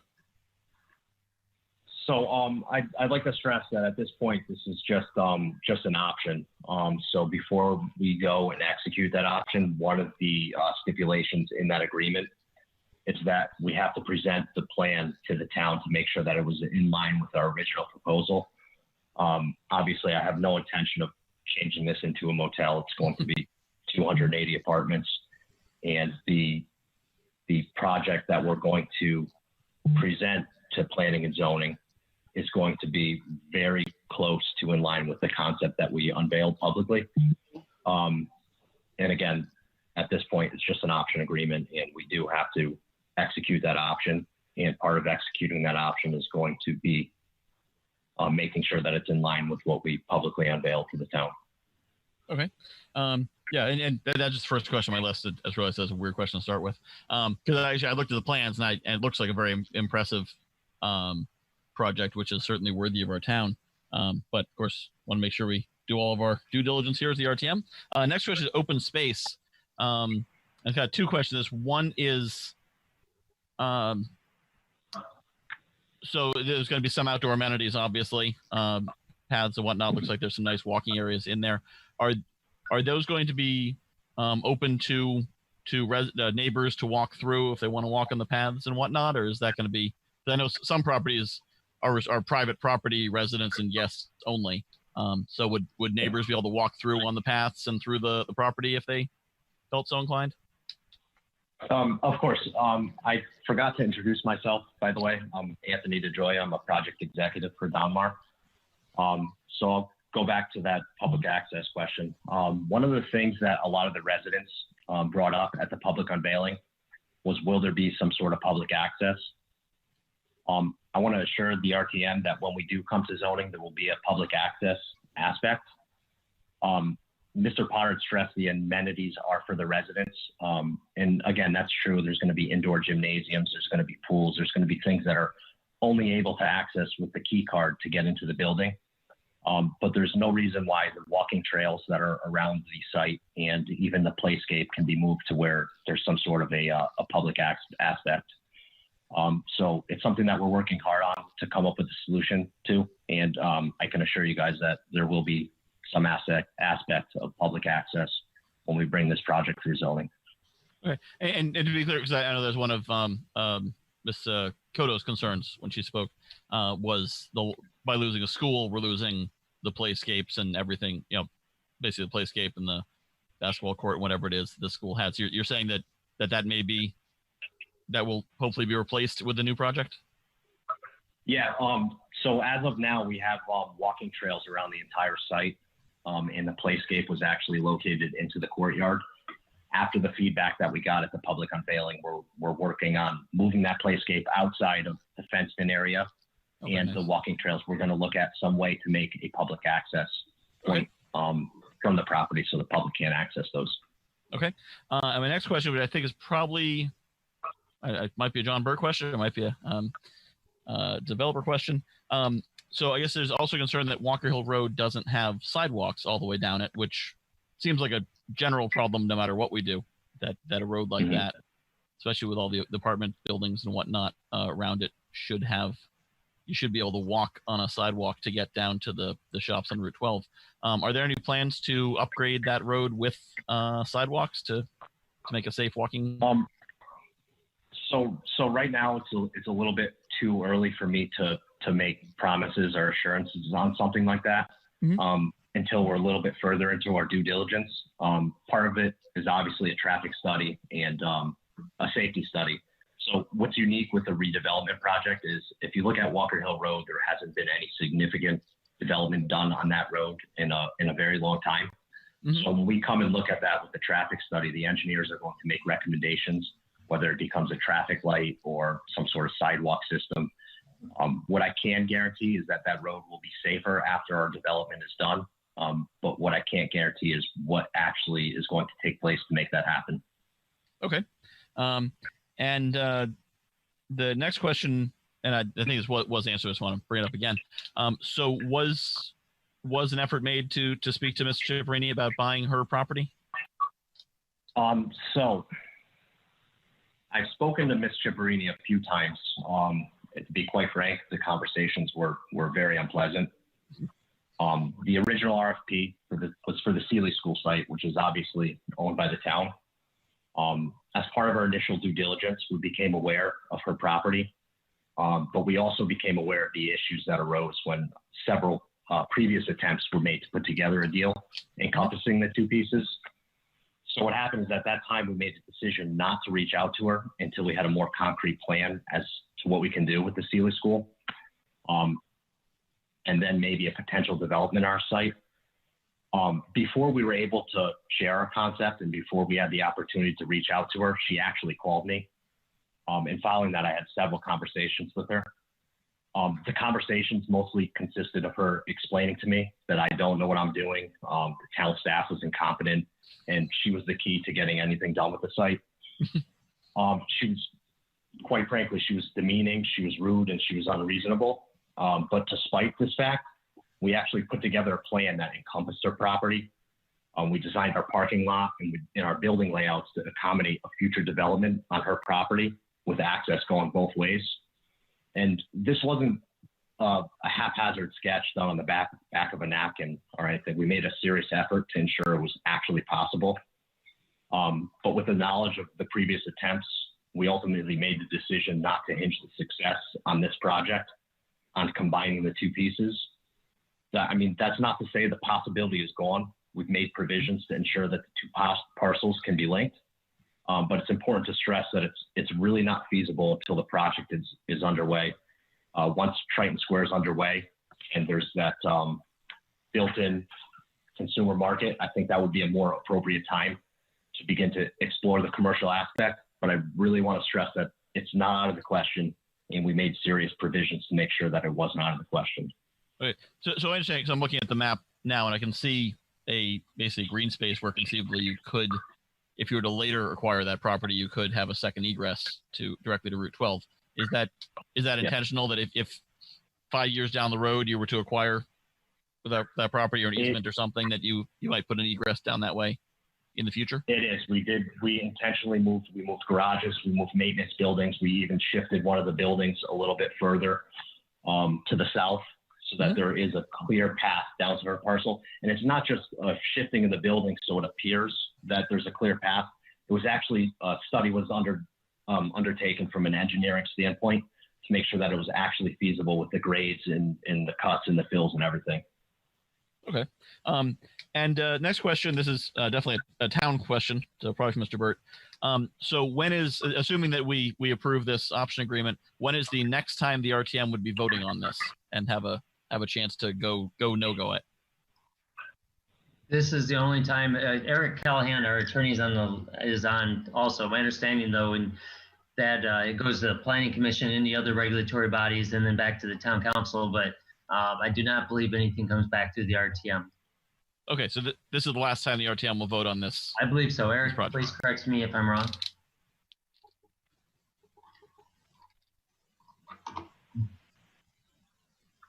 I'm taking that as he's not correcting. Can you? Oh, okay, Eric. Sorry, I think I was on mute. This is Eric Callahan, and you're correct, Town Manager Bird. This is the only time the RTM would be approving this document. Okay. Well, not this side, but the project. So before a shovel goes in the ground, the RTM would or would not vote on this again? No. Would not. Okay. But the town council will look at it again, and the Planning and Zoning Commission? Correct. Okay. So those are the bodies that would be the final arbiters of if we have something that is good. We're just doing the option agreement. Okay. All right. That is all the questions I had. Thank you very much.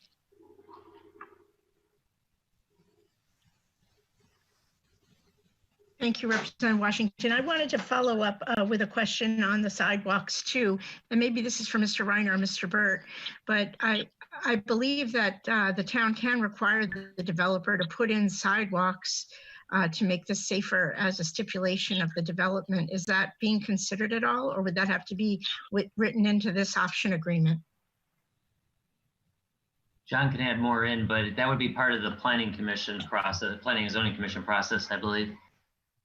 This is John Reiner, Director of Planning and Development Services. So the Planning Commission could look at on-site and off-site improvements for the development. There are some limitations by state law of what we can require developers to do off-site. And that's something I think as we go through the process, as Mr. DeGioia said, as the traffic study and other things are done, what we have the ability to require both on and off-site, that's something that the PZC would certainly take under consideration. Thank you. I was just going to say one other thing. It should also be mentioned that in addition to the Planning and Zoning Commission, this project will require approval of the Inland Wetlands Commission. Just wanted to put that out there. All right. Thank you. And I just wanted to compliment Mr. DeGioia because I was very happy to hear that a playscape would be retained on the site, so that local kids in the neighborhood can utilize that in the basketball court. So I thank you for making that accommodation.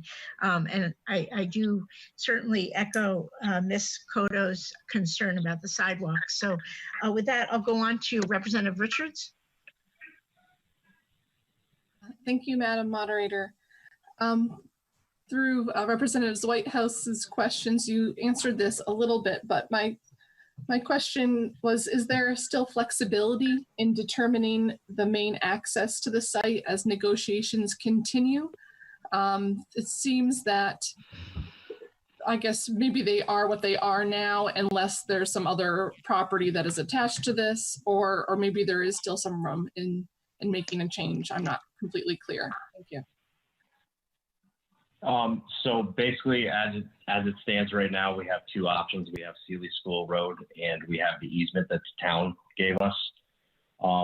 We did have a couple conversations with Mr. Nash, who owns 91 Walker Hill Road. He indicated that it wasn't worth it to sell his property. I did make him an offer, a fair market offer, to purchase the house, and even leave him in there for up to a year, rent-free. But again, that kind of doesn't solve the issue because it's right next to the easement. But when you actually look at an overview of the site, I believe if you go up Walker Hill towards the other way where most of the residential area is, I guess that's kind of a cut through over to where Electric Boat and Pfizer would be, some of the employment centers in town. So whether the access was out onto Pleasant Valley Road or Route 12, I think that you would still have everybody cutting up through that way. But if you go and look kind of where that easement is, it kind of alleviates a little bit of having the traffic and the headlights dumped straight out into the front of residential areas. But at this point, and as everything stands, there's really only two access points, maybe the third being 91 Walker Hill Road, which really doesn't solve that issue.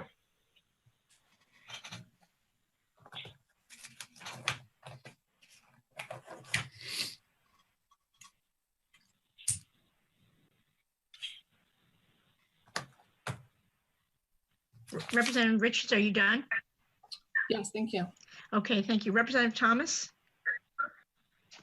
Yes, Representative Whitehouse and Richards, basically their question is kind of like answered a lot of what I was going to go with. But yeah, I just want to echo that my concern is with the access points. And I want to thank the developer, Mr. Joya, for his efforts in reaching out to Mr. Perini and Mr. Nash.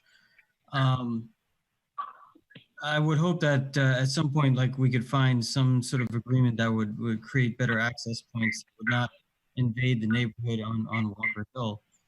But otherwise, I'm in favor of the development, and I would like to see this property put back on the tax rolls. But as far as access points, I think that is a concern, and I would like to see more negotiation in that arena. Thank you. Thank you, Representative Thomas. Representative Baker? Representative Baker, you're muted. Did you want to speak, Representative Baker? Now, can you hear me? Yes, we can. Okay, I'm terribly sorry. Thank you very much, Madam Moderator, for letting me speak. When this first came up, I drove up there and looked all around at the property and, to see what it was. And I thought the sight lines were pretty good on Walker Hill Road. And the question was answered. The developer said, they would be looking at the sidewalks and looking at putting in a light and that type of thing. And I think that has about answered the question that I have. And I like the idea that they're going to leave some playground space, which would be open to the public. I think it's too bad that we cannot exit onto Route 12, but that does not seem possible. And I think we need to get this property developed. And that poor old school is in pretty bad shape. and that may become a liability down the road. So I think we really need to vote yes on this project. Thank you. Thank you, Representative Baker. Representative Luck? Thank you, Madam Moderator. I have a couple things. One thing, there's been so many emails flying back and forth, and I haven't nearly gotten as many as you.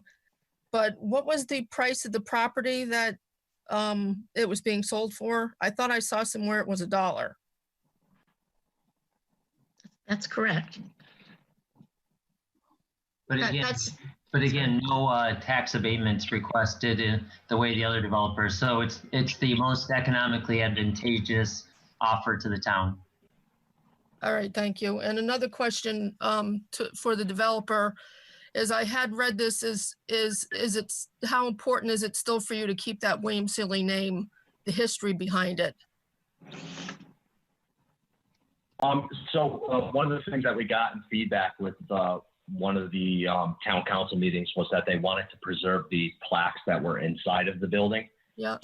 So we did make provisions. I think they might be in your packet to show that we were going to have a monument at the entrance, but because it's going to be a private development, it's going to be privately owned. We kind of refrained from naming it Seeley Square because we thought that should be reserved for something in town and something that's publicly owned. But we do have provisions to make a monument on site with the flag and the original plaques that were actually inside the school on the wall. And I believe they're being preserved at the library at the moment. All right, thank you very much. Thank you, Representative Luck. Representative Powers, Christian? Thank you, Madam Moderator. Sorry, Sean. I'd like to thank the developer for all their hard work to bring this project to fruition. I do know that in our meeting minutes, we brought up, I think Roseanne brought up, Representative Katowski brought up the housing and economic impacts for housing and students going into our school system. And I want to commend you on the National Association of Home Builders report that you put in to your Triton Square website. And I recommend anyone in town to truly look at this and to look at the video that you put together that we all looked at, I hope, as representatives, that the impact is going to be minimal, 41 children, and that they're going to be studio and 1-bedroom apartments. Is that correct? That's correct. The unit mix has not been determined yet. We actually hired the same firm that the town hired in 2016 for their economic study, Camoin, and we commissioned them to start doing a report. They're going to tell us the exact percent that we should have for studios, 1-bedrooms, and 2-bedrooms. But what I can tell you is that typically it's more weighted towards the studios and 1-bedrooms rather than the 2-bedrooms. That's great.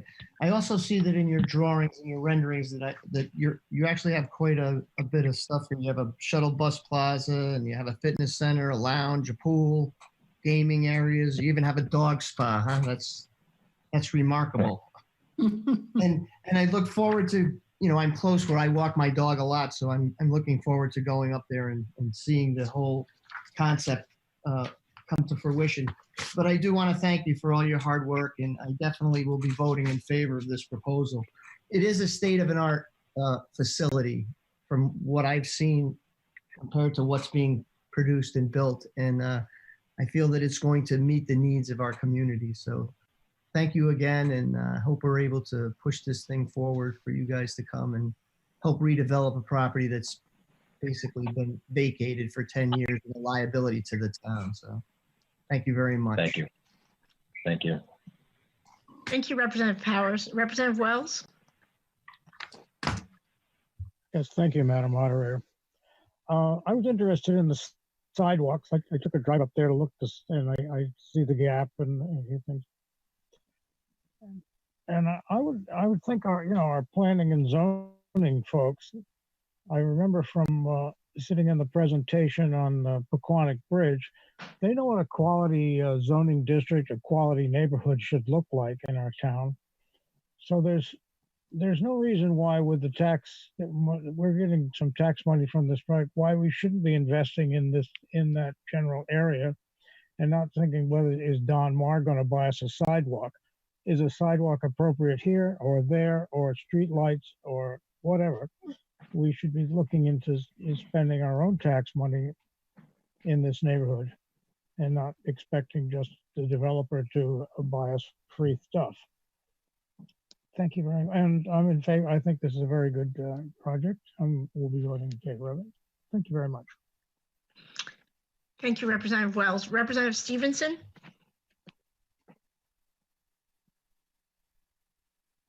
You're on mute, Representative Stevenson. I thought I, No? Thank you. Thank you for, Madam Moderator. Yes, I am probably the last person to support private enterprises in this sort of fashion, but seeing how popular this is, and but given the situation about the road, I do have to ask. I'm not familiar with this, and I might get some flack for even using these words, but is this any sort of situation where there might be like a eminent domain sort of thing, or is that even a thing we have in our toolbox? Is that for the town manager, I guess? I would just say that I don't think the town would entertain that, considering we live next door to New London with one of the most infamous. No, I am well aware of the example over in New London. I absolutely understand that, but it just seems like something like this where there's such overwhelming support, and it just seems something like this we should have a strong foundation of. And if one person who is apparently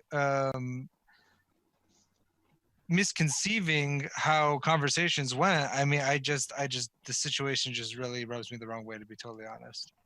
And I would say that even if I personally am not in support of eminent domain use by towns unless it's for truly emergency type of thing, but airport or that type of thing. But I think it's not a quick process. You have appeals to the courts. That could take years, and I'm not sure the developer would be interested in staying on that long through that process. But if he thinks otherwise, I would welcome him to chime in.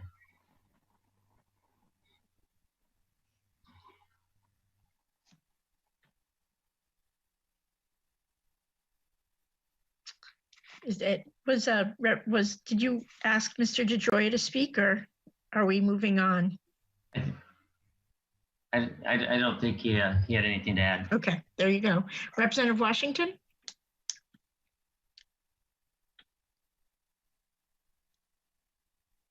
Representative Washington, you're on mute. Okay. The way I see it is that we would spend, if we kept the school building, we would be spending between $1.5 to $2 million to abate William Saley School and to demolish it. On the other hand, we can get about $1 million in taxes a year. If we don't sell it, and if we do the work ourselves, we're going to be in the same situation we're in now with no school property. We're going to have an empty lot with nothing in it and no taxes. So, I mean, it's not the perfect plan. And I hope that, that what the developer says, that they're going to continue to have a playground there and sidewalks. My only concern is with Mr. Nash. I feel sorry for him, and that the easement is right on the side of his property. And I wish we could do something about that. But I don't want us to have another no-end school property, empty land, public fields, or whatever it is up there, and no tax money. So having said that, I think I will vote in favor of this project. This is John Burt. I just want to point out that the latest demolition cost estimate from the Public Works that was sent out is $1 million. Because the assessor realized there's not a full basement there. There's smaller basements. That information was sent out at some point, but I just want to make sure we're very transparent and very clear on that. Okay, so $1 million instead of 1.5. But still, at least we'll get some tax money, and it won't, if we demolish it ourselves, we'll just have an empty piece of land, and that's not going to help our community at all. Thank you, Representative Washington. Representative Bailey? Thank you very much, Madam Moderator.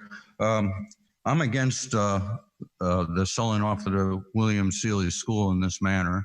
And frankly, it's only because the residents that live over there, obviously, everybody's going with the, hey, it's a popular thing to do. It'll bring taxes up, and if we're always talking about taxes, all we're going to do is make taxes go up. As far as the residents that live there, they're the most important people that are having to deal with this at this time. And they've been dealing with it for probably several years before I even been part of the RTM. And I realize that you can't make everybody happy, but if you're leaving out one resident in this town, you're letting go the whole neighborhood. And if it can happen there, it can happen anywhere else. So my recommendation is to go no on this, only because until those needles are threaded through, and maybe there's only just a few, I think it's worth an investment to thread those needles through before going onward. So that's my only reason why I'm voting no, and I'll let it go over to you. And thank you very much. Thank you, Representative Bailey. Representative Osman? Thank you, Madam Moderator. I just have one question regarding to Mrs. Chipperini's property. How much are we actually offering to purchase this piece of property that we're speaking of, as far as the dollar amount is concerned? I can't speak to that other than, oh, I'm getting feedback. Is that someone else talking? All I can say is in the past, I've asked her many times what the price would be, and she's told me it's none of my business. Any developer she speaks with are required to sign a non-disclosure agreement. So we really can't speak to that. I've met many, many times with Ms. Chipperini to discuss, and it did not go anywhere. If I may ask, Mr. Burt, have we offered her any dollar amount in the past? No, we've not put something in writing to offer an amount. Okay. And that's all I can say at this point. Okay, thank you. And Representative Osman, I'm not sure it would be the town that would be buying it. It would be the developer likely, if I'm not mistaken. Oh, okay. I apologize, Madam Moderator. That's what I was kind of referring to, is the developer had offered. Yeah. So internally, we have discussed, whether that was ever an option. That was something discussed along the path in the last 3 years. Okay, but nobody has come outright and has made an actual offer then, as far as a dollar amount, is what you're saying. Is that correct? Well, I won't speak for Don Marr. I would let Mr. DeGioia answer that. Okay. Thank you. Oh, come on, let's call the question. Can everybody hear me? Yeah, Mr. DeGioia, would you like to respond to that? Yeah, sorry, I was cutting in and on a little bit. We have not made any monetary offer. Our conversations never really progressed to negotiations. They were very difficult conversations to have. And again, like I mentioned previously, I made the decision not to hinge the success of the Seeley School redevelopment on acquiring that parcel, just because they were very difficult conversations. They were unpleasant, and part of our due diligence, we became aware through newspaper articles and conversations with other developers how difficult it was, and that there were other developments that were going to go forward. And eventually the developer spent a lot of money, a lot of time, a lot of other resources, and the deals went nowhere. And everybody was back to square one again. So we made that decision not to proceed with those negotiations. Thank you, Mr. DeGioia. Representative Osman, did you have any more questions? No, Madam Moderator. Thank you. Thank you. Are there any other questions from the body? Seeing none, I think we are ready to bring this to a vote, as I heard some unmuted person mention. But people, please put yourself on mute. Representative Adams, perhaps, I think you need to mute yourself if possible. Thank you. So we do have a motion on the floor, and that motion is to approve the sale-option agreement for this William Seeley School property. That's 2020-120. I would ask, well, we can do this. Counselor, do you think? I would suggest a roll call. Yeah, yes, that's what I was going to suggest. Thank you. Okay, I'm ready. Perfect. Adams?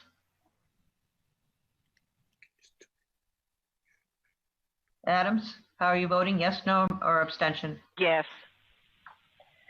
That's why I unmuted myself before. Okay, thank you. Bailey? No. Baker?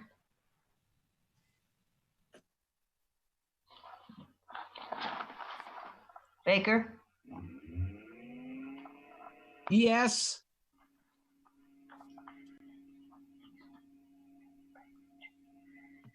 Casper? Yes. Cassieri? Yes. Chase? Yes. Cologne? Yes. Sillers Fleming? Yes. Fitzgerald? Yes. Flax? Yes. Fortner? Yes. Foster? Yes. Brickman? Yes. David Gothier? Yes. Lauren Gothier? Yes. Gustafson? Yes. Hanscom? Yes. Jones? Yes. Lambert? Yes. Luck? No. Osman? Yes. Powers, Kristen? Yes. Sean Powers? Yes. Richards?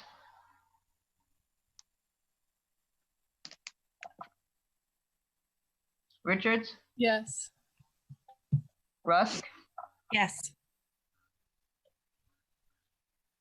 Stevenson? I'm going to abstain.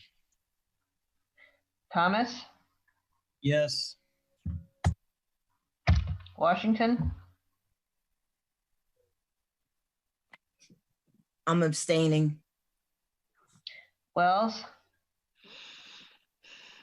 Yes. Whitehouse?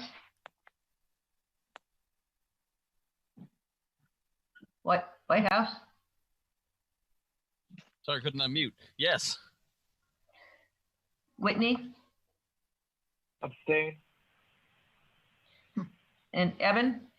Yes. Oop, I forgot one. Kanicki. And Kanicki. Bella Miller as well. What was that? Bella Miller. You forgot. Okay. Sorry, I didn't see that. Kanicki?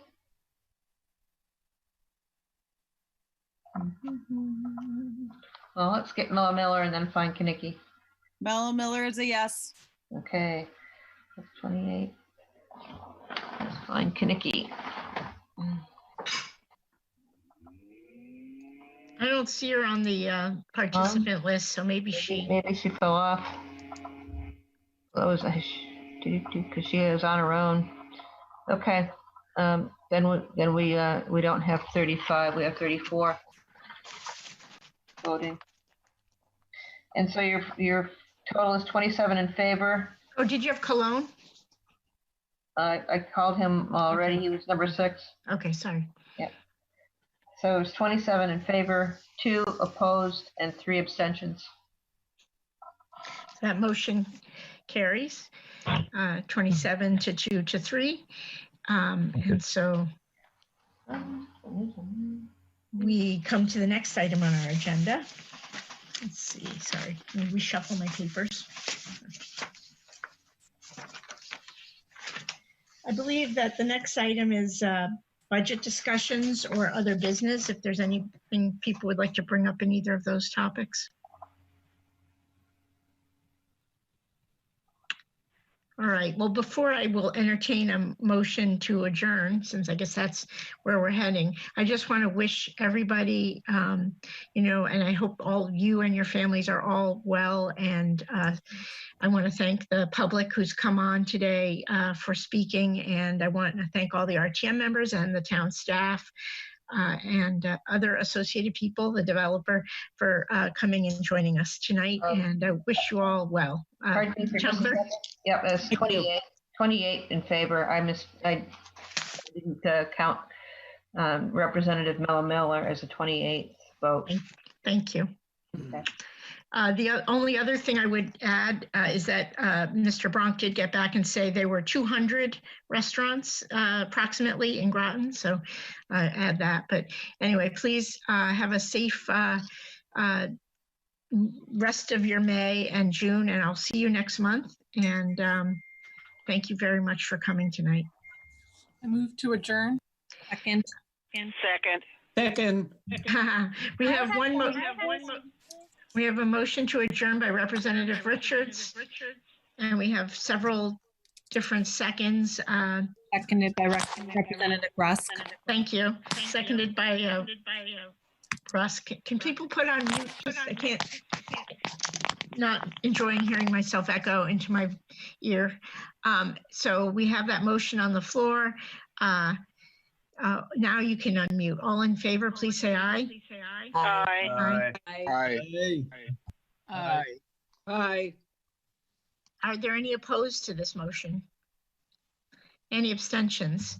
So we are adjourned formally, and we will see you in June. And again, please stay well. Bye, everyone. Thank you. Bye. Thank you. Thank you. Good night. Good night.